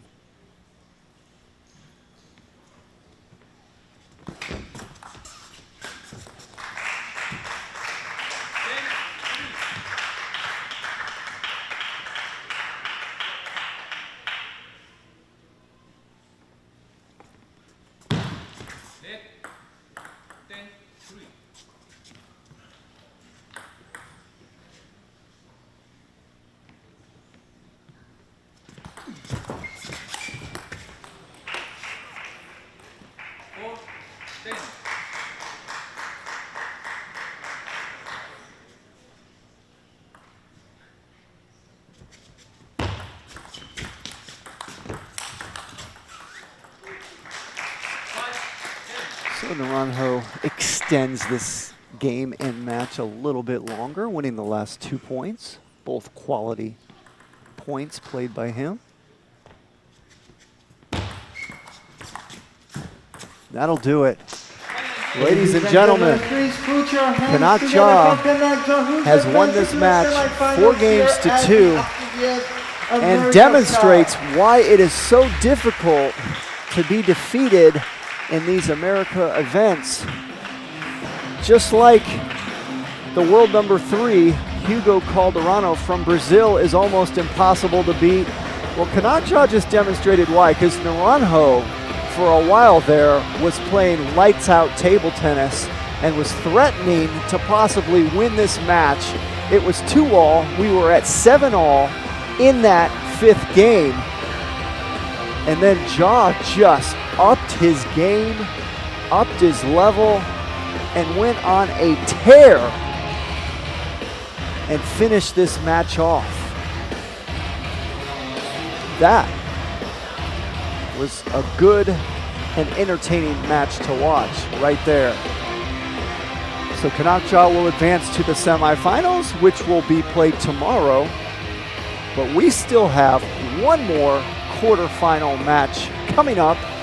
It's going to be a women's singles quarterfinal round, and the athletes will be walking out to the court in just a moment.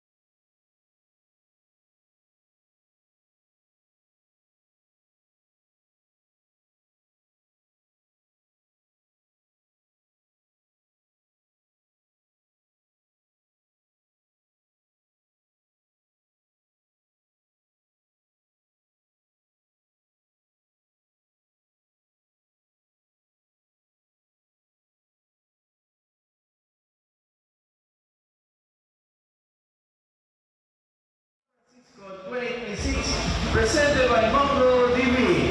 Please welcome to the players.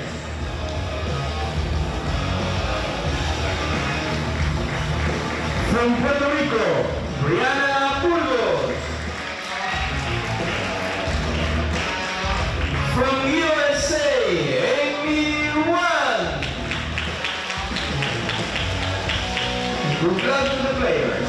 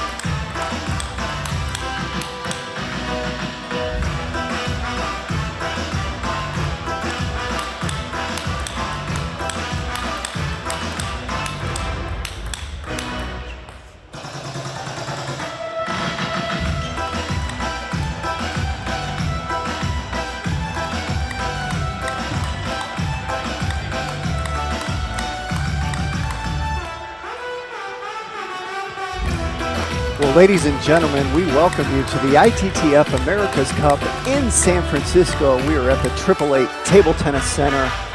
My name is Jimmy Butler, and it is an honor and privilege to have all of you with us here today on this live stream telecast. We have got one more quarterfinal match coming up that will end today's session, and it's going to be a women's singles match.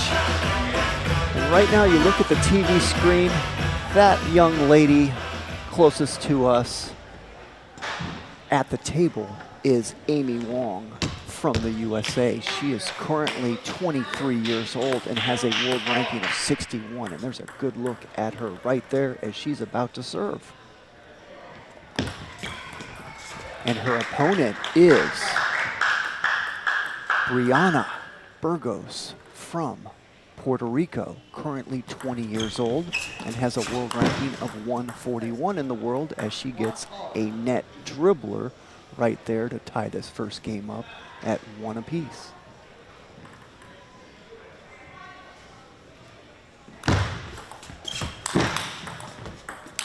Oh, what a beautiful point there.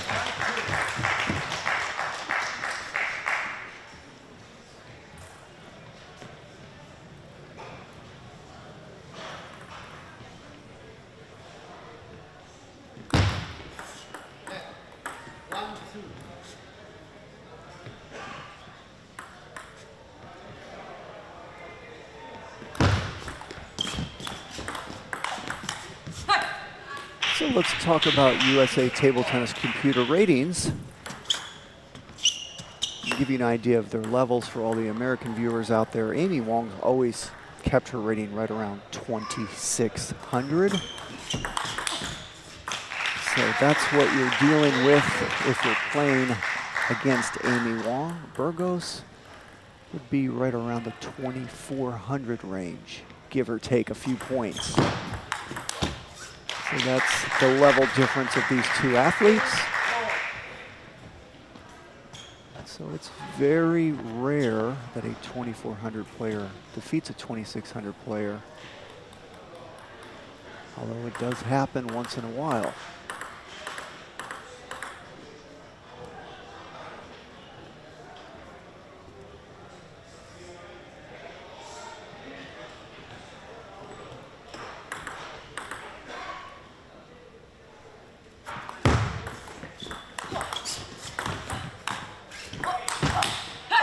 And that was a quality point there.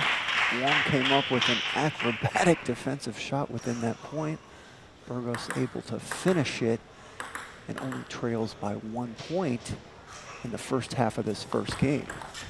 Oh, nice opening there by Burgos, locating that ball into the wide forehand of Wong. Staying away from that Wong backhand, which you're going to see throughout this match. It's unavoidable. She's going to make some blistering backhands on you. It's just a question of how many.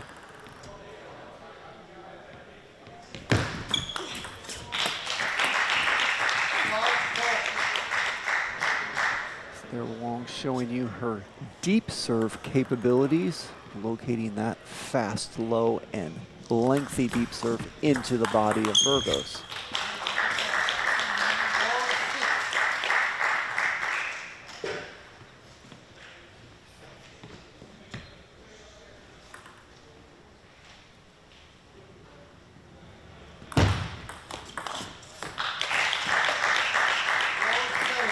So anytime you watch Amy Wong play a match, the rallies are generally going to be shorter than normal. And a good question would be, well, why is that? And the answer is Wong plays quickly off the bounce on both sides of the table. That means forehand and backhand. She will play off the bounce quicker than anyone in this tournament. That's just her style. That's the way she plays. She jumps on the balls off the bounce quickly, therefore you have less time to react if you're her opponent. The points are going to be shorter. Wong is very streaky. You'll see her win a lot of points in a row at times, and then you can see her lose a lot of points in a row as well, as her game is high risk, high reward.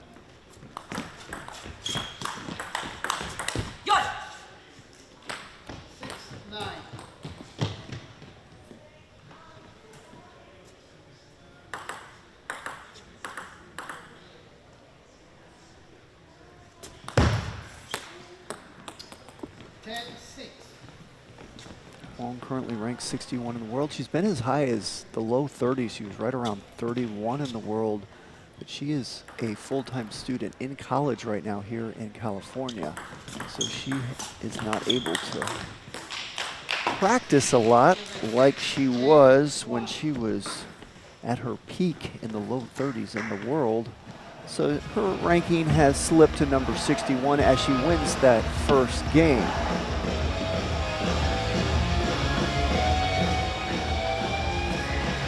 Now we look at some replays from that last game.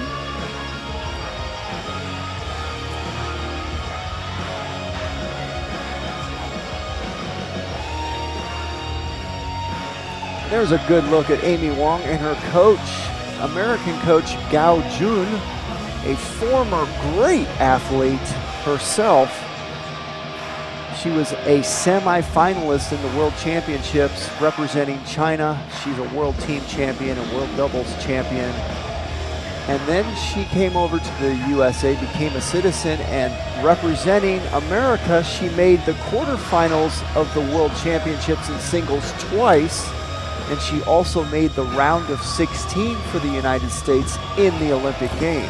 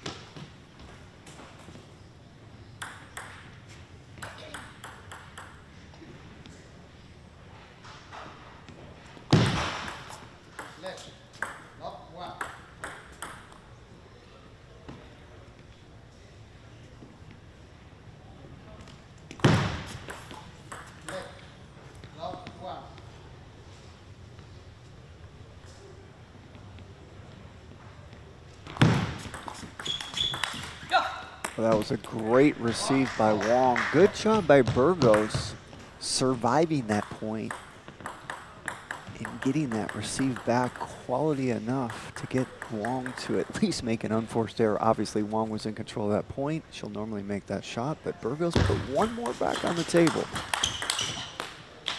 And there's the Wong backhand. We haven't seen much of them yet because the points have been so quick. Most of these points are over early in the rally.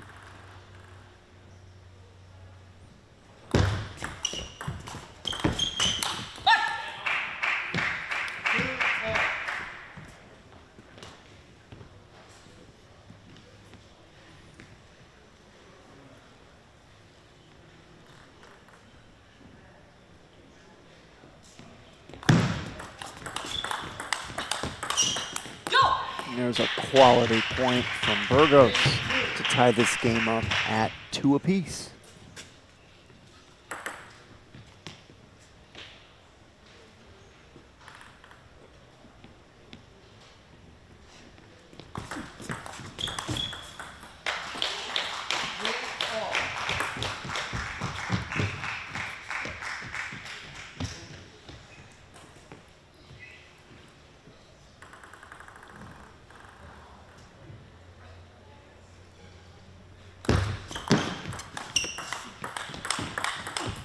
And there's another good look at the Wong backhand. Notice how she jumps on top of that ball so quickly off the bounce. Drives it forward nicely.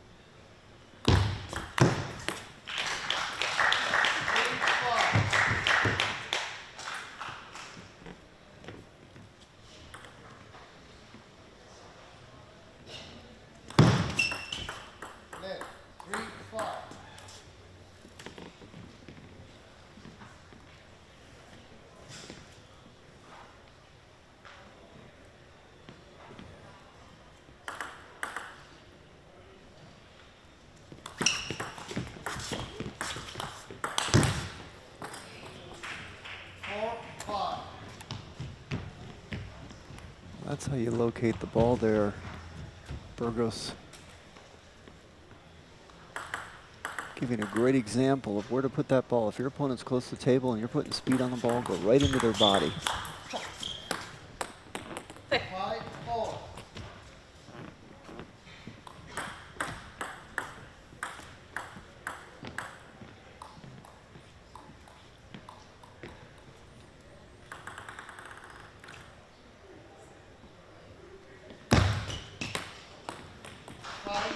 There's a rare miss serve by any of these athletes. You'll rarely see them miss a serve. We are not tennis. We don't get 2 serves, so they're very careful in the service game not to miss them. And a beautiful backhand point there from Burgos, hanging with the Wong backhand and winning the point, coming up with some good stuff herself. She's got a 2-point lead.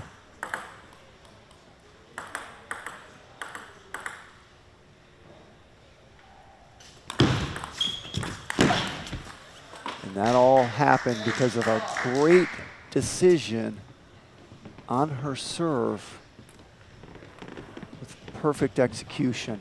Wong did not expect her to serve deep.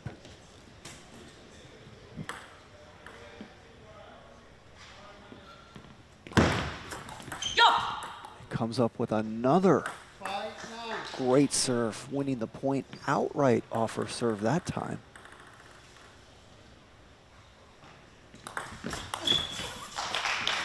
So Wong returns the favor, comes up with a effective serve herself, winning a quickie.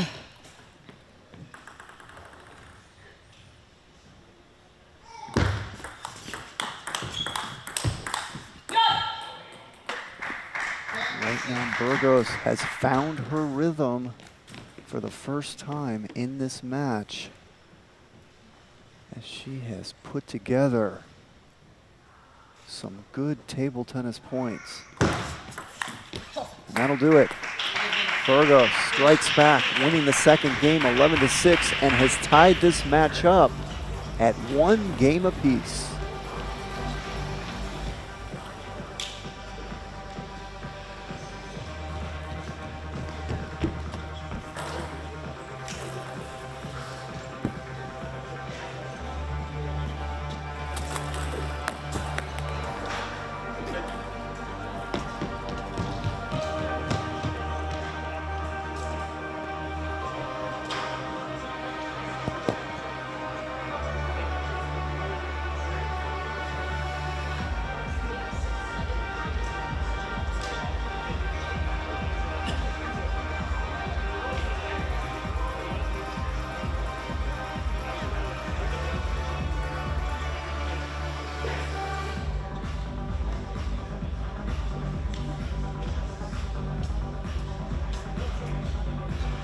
Well, ladies and gentlemen, I have to mention something that's very entertaining. If you look to the left of your screen, see the small boy there, the ball boy in the red shirt?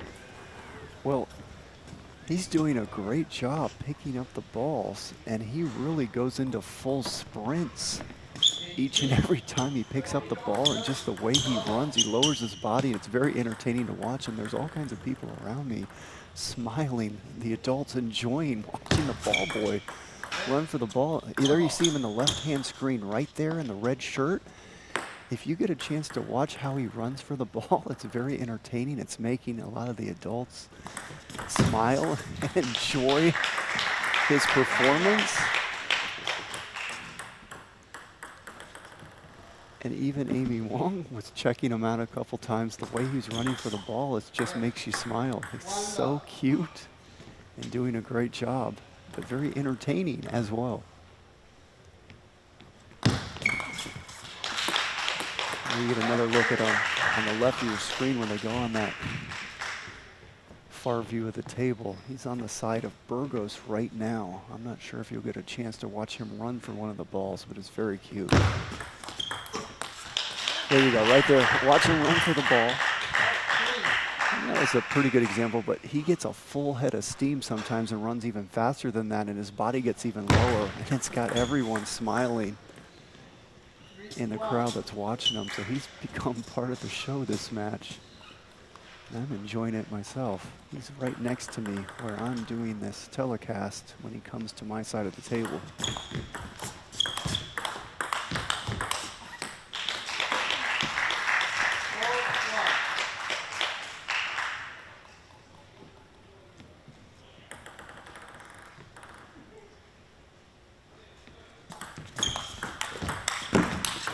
Oh, great stuff. There goes the ball boy. Watch him run for that. He got a little half look at him. Now he's right next to me on the left side of your screen, and I'm right behind him. So back to the match. Wong has jumped out to a 5-1 lead in this third game. So great answer for Wong after losing that second game. Now it's a 6-1 lead.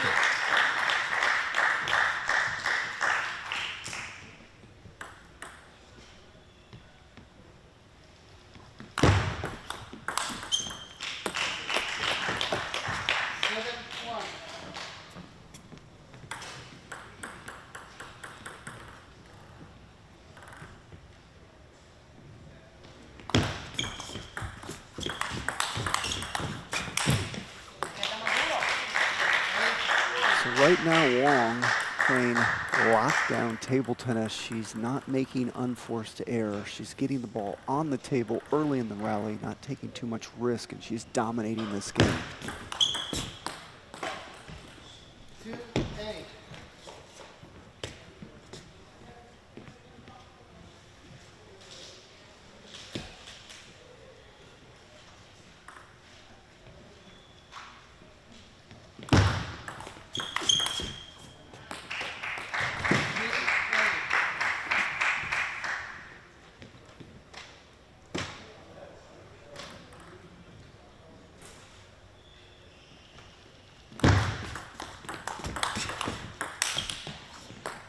Great job by Burgos. Hanging in there the last 3 points. That time Wong really had Burgos on the ropes during that point, but Burgos reacted nicely to a couple of those Wong shots and was able to win the point. And there's a high arcing, slow, spinny loop from Wong, giving Burgos fits.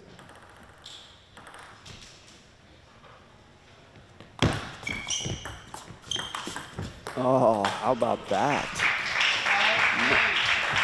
Showing nice touch on the receive, and then what a backhand opening down the line to the wide Wong forehand for a winner.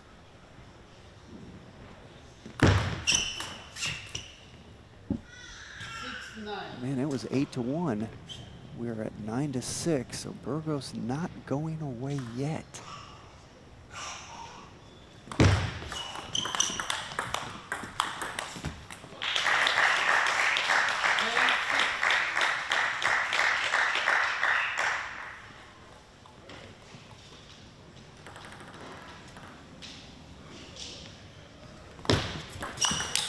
Oh, what a shot. And Wong will come up with those kind of shots from time to time. She does those kind of shots as well as anyone. And you saw one right there. That serve got away from Burgos.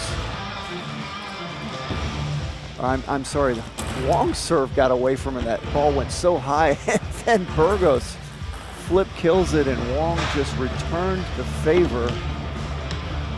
And now we look at some replays from that last game. There's a good look at the Wong banana flick receive she's so good at. And there's a good look at our cute ball boy running the court right now. He's got the basket in his hand, and he's having a great time out there, and why not? We're all having a great time here at the ITTF America's Cup in San Francisco. We are at the 888 Table Tennis Center, and we've had some great action in this evening session. This is our fourth quarterfinal match of the evening session, and it's our last one of the day, and this will round out the draw for the semifinals that will begin tomorrow.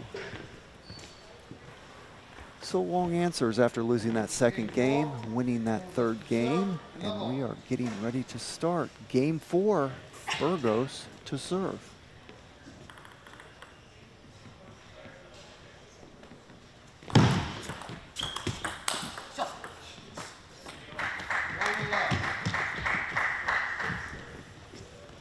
There's a good look at the other ball boy working this court. Both young men doing a great job out there.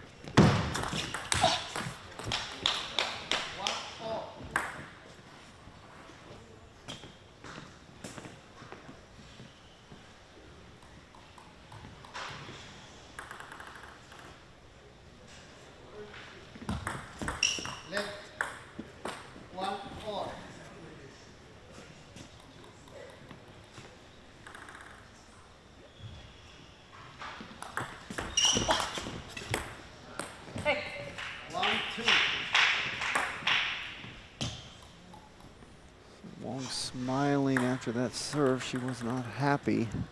She just got punished on her own serve. So she serves it deep and punishes herself with a miss.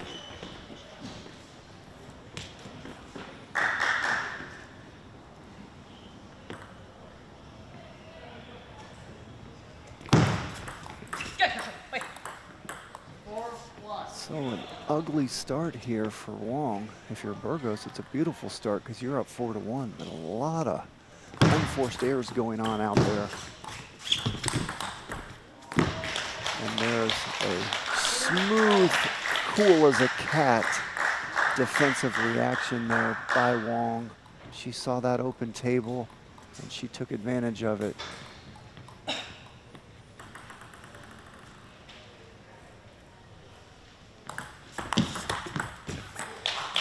That was a quality receive by Burgos, but Wong just reacted like it was another day in the park. She made that look easy.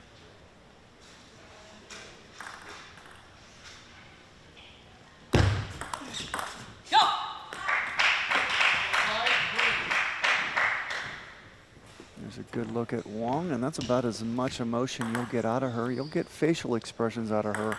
You'll rarely ever hear her use her vocal cords and say anything. Win or lose points, she does not say anything out there. She will make facial expressions.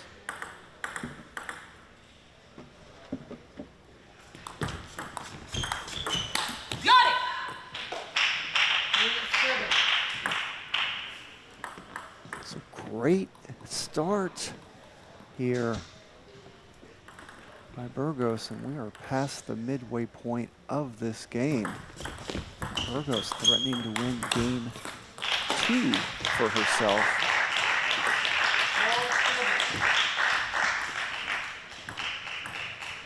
But the question is, can she finish this game off? It's hard enough to get a lead on Amy Wong. Just as difficult to finish her. And that's why. Wong's not going to go away easily. We've talked about it with these other great athletes like Kanak, world number 21, Hugo Calderano from Brazil, world number 3. They don't go away when they get down. They tend to get tougher.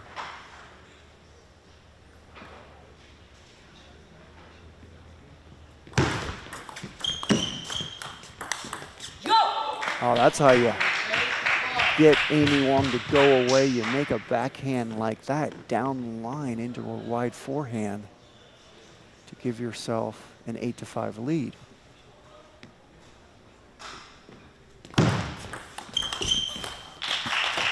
There's that banana flick receive of Wong. That's one of her best shots in her repertoire. She just demonstrated one right there.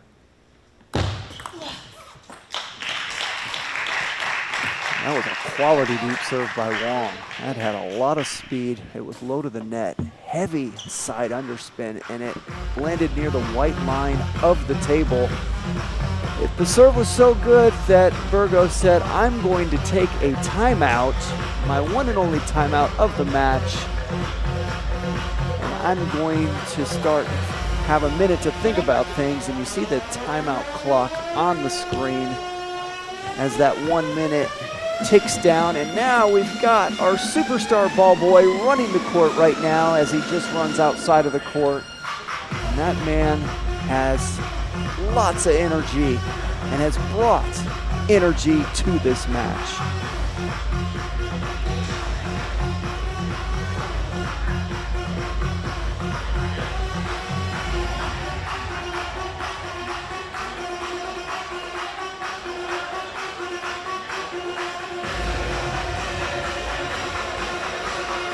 There's a good look at the coach of Amy Wong, Gao Jun of the USA.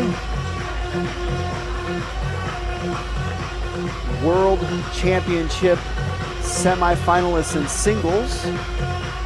Olympic round of 16 representing the USA. She made the semifinals for China in the World Championship. She also made the quarterfinals in the World Championships twice for the USA.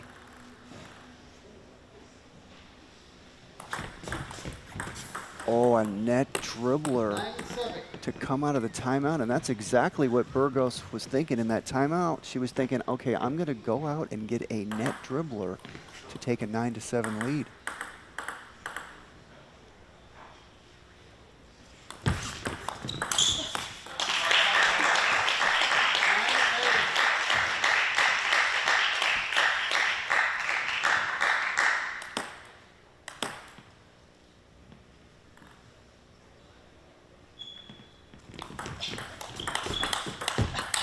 Oh, that's great table tennis by Wong. As she puts two quality points together in a row and ties this game up at 9 apiece. She's got the serve. Now she's been serving deep a good amount lately. Let's see what she does here.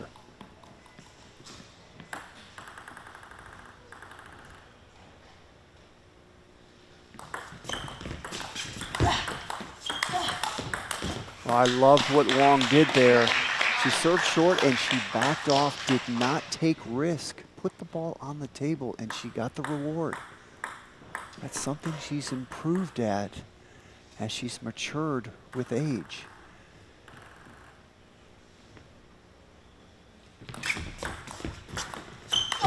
And once again, Wong does the same thing, plays no risk table tennis, just puts the ball on the table, gets Burgos to make an unforced error, and she wins the game 11-9.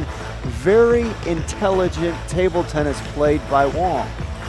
And you've got to credit her coach Gao Jun, because that timeout by Burgos gave Wong a timeout as well, and she was back talking to her coach, and you know Gao Jun told her to go out and do that. That was planned, and it worked beautifully, and that is why it's such an asset to have a coach like Gao Jun in your corner who's been there and done that.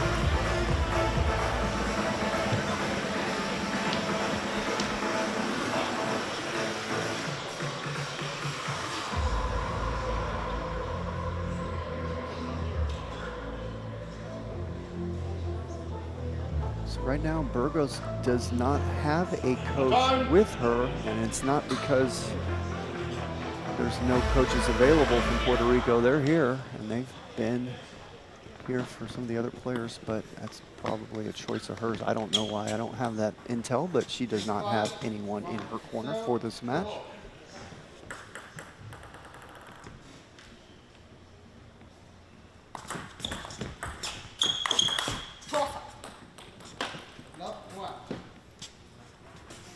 Because even if there was no coaches available, there's players here from Puerto Rico, and they can always act as a coach. So she chose to go on her own this match.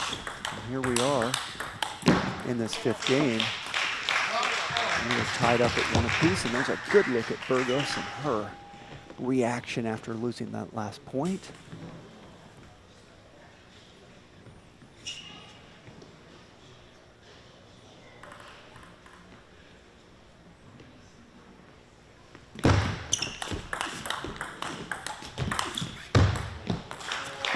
Burgos had everything she wanted that point. She got Wong wrong-footed there, but couldn't make the most important shot, which was that last one to finish Wong off.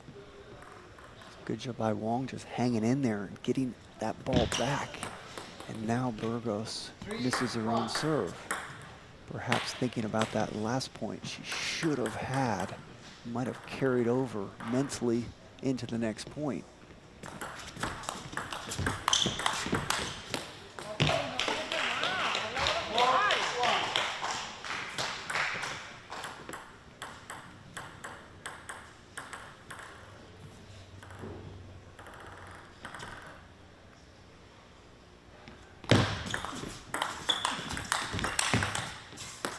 That's a quality point there by Burgos to pull within 2 points this game.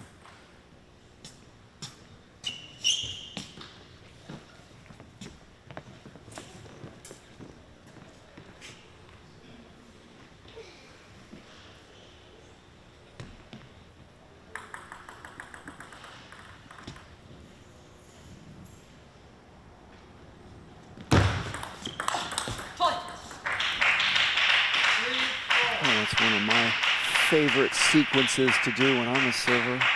Serve it deep and then follow with a blistering backhand. That's exactly what Burgos did that point.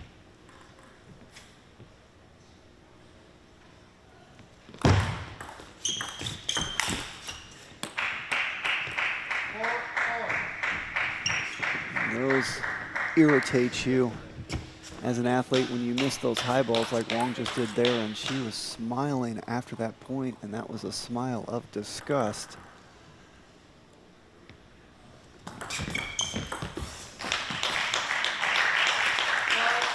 So Wong comes out and loads up one of her serves, heavy side chop.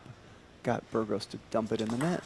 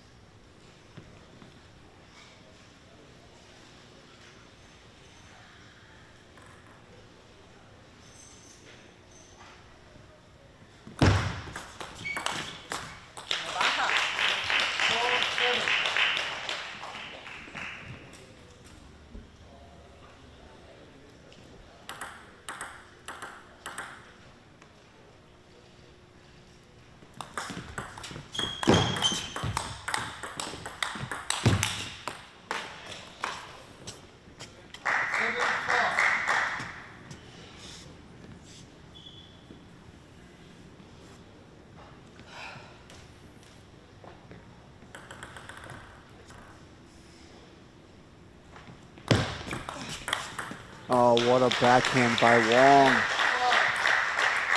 Boy, she just took that ball off the bounce so quickly, and there was no arc on it, so it gave Burgos no time to react and took it down the line. And now she drills a deep serve into the body of Burgos, winning the point outright, and she is close to winning this match, only 2 points away. 5-9.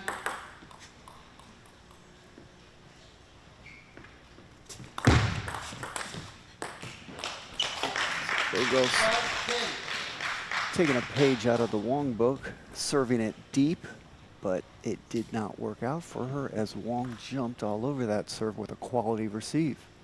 10-6.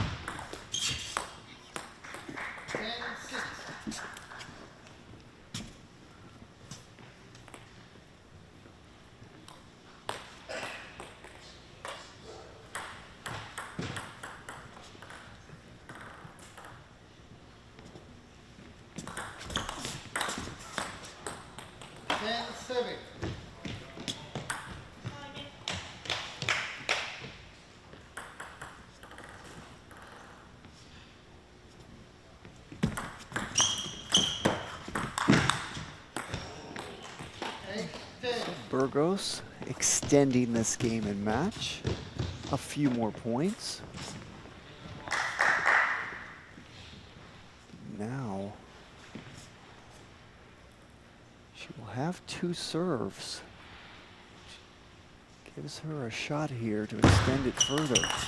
Nope, that'll do it, ladies and gentlemen. Amy Wong of the USA will win this match 4-1, and she will advance to the semifinals to be played tomorrow of this ITTF America's Cup here in San Francisco. Now we're going to look at some replays from that last game.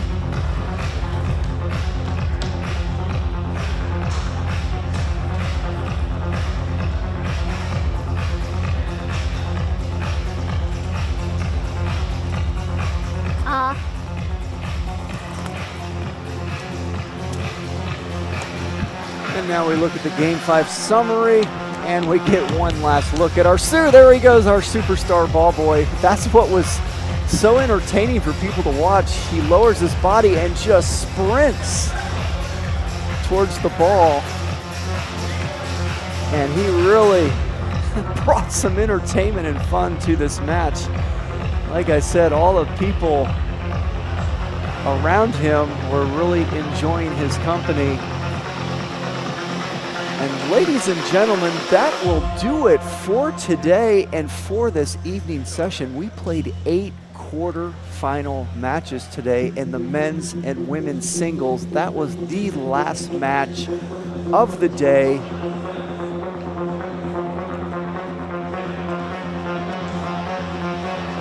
And we are going to be back with you tomorrow, and you're not going to want to miss that because all the heavyweights are still in this event. On the men's side, Hugo Calderano of Brazil, world number 3, is still alive and kicking. World number 21, Kanak of the USA, he will be here tomorrow as well. So will Eugene Wong of Canada, currently ranked 61, I believe, or somewhere in the 60s. It might be 67. We've got Amy Wong, you just saw play right there. She will be back tomorrow. And you can't forget Briana Takahashi of Brazil, world number 20. She will be here as well.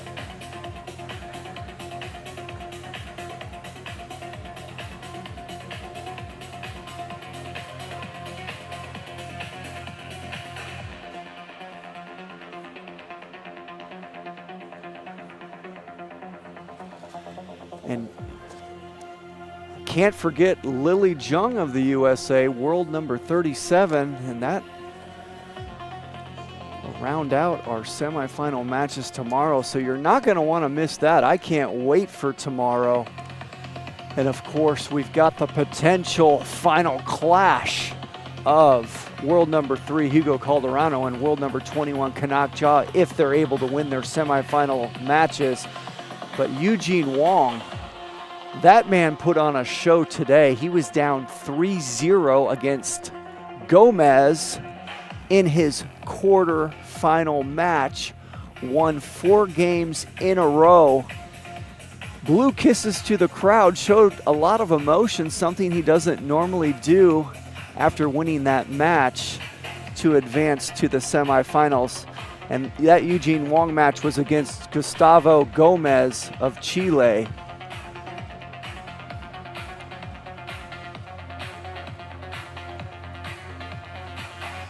And I missed one last player on the women's sides for the semifinals that'll be played tomorrow. Mo Jung of Canada, world number 48. She defeated Julia Takahashi of Brazil today.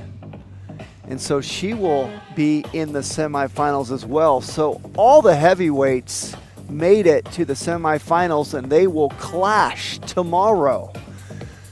So my name is Jimmy Butler, and we thank you for joining us today for this live stream telecast. And we hope you join us again tomorrow for what we expect to be the best matches of this event.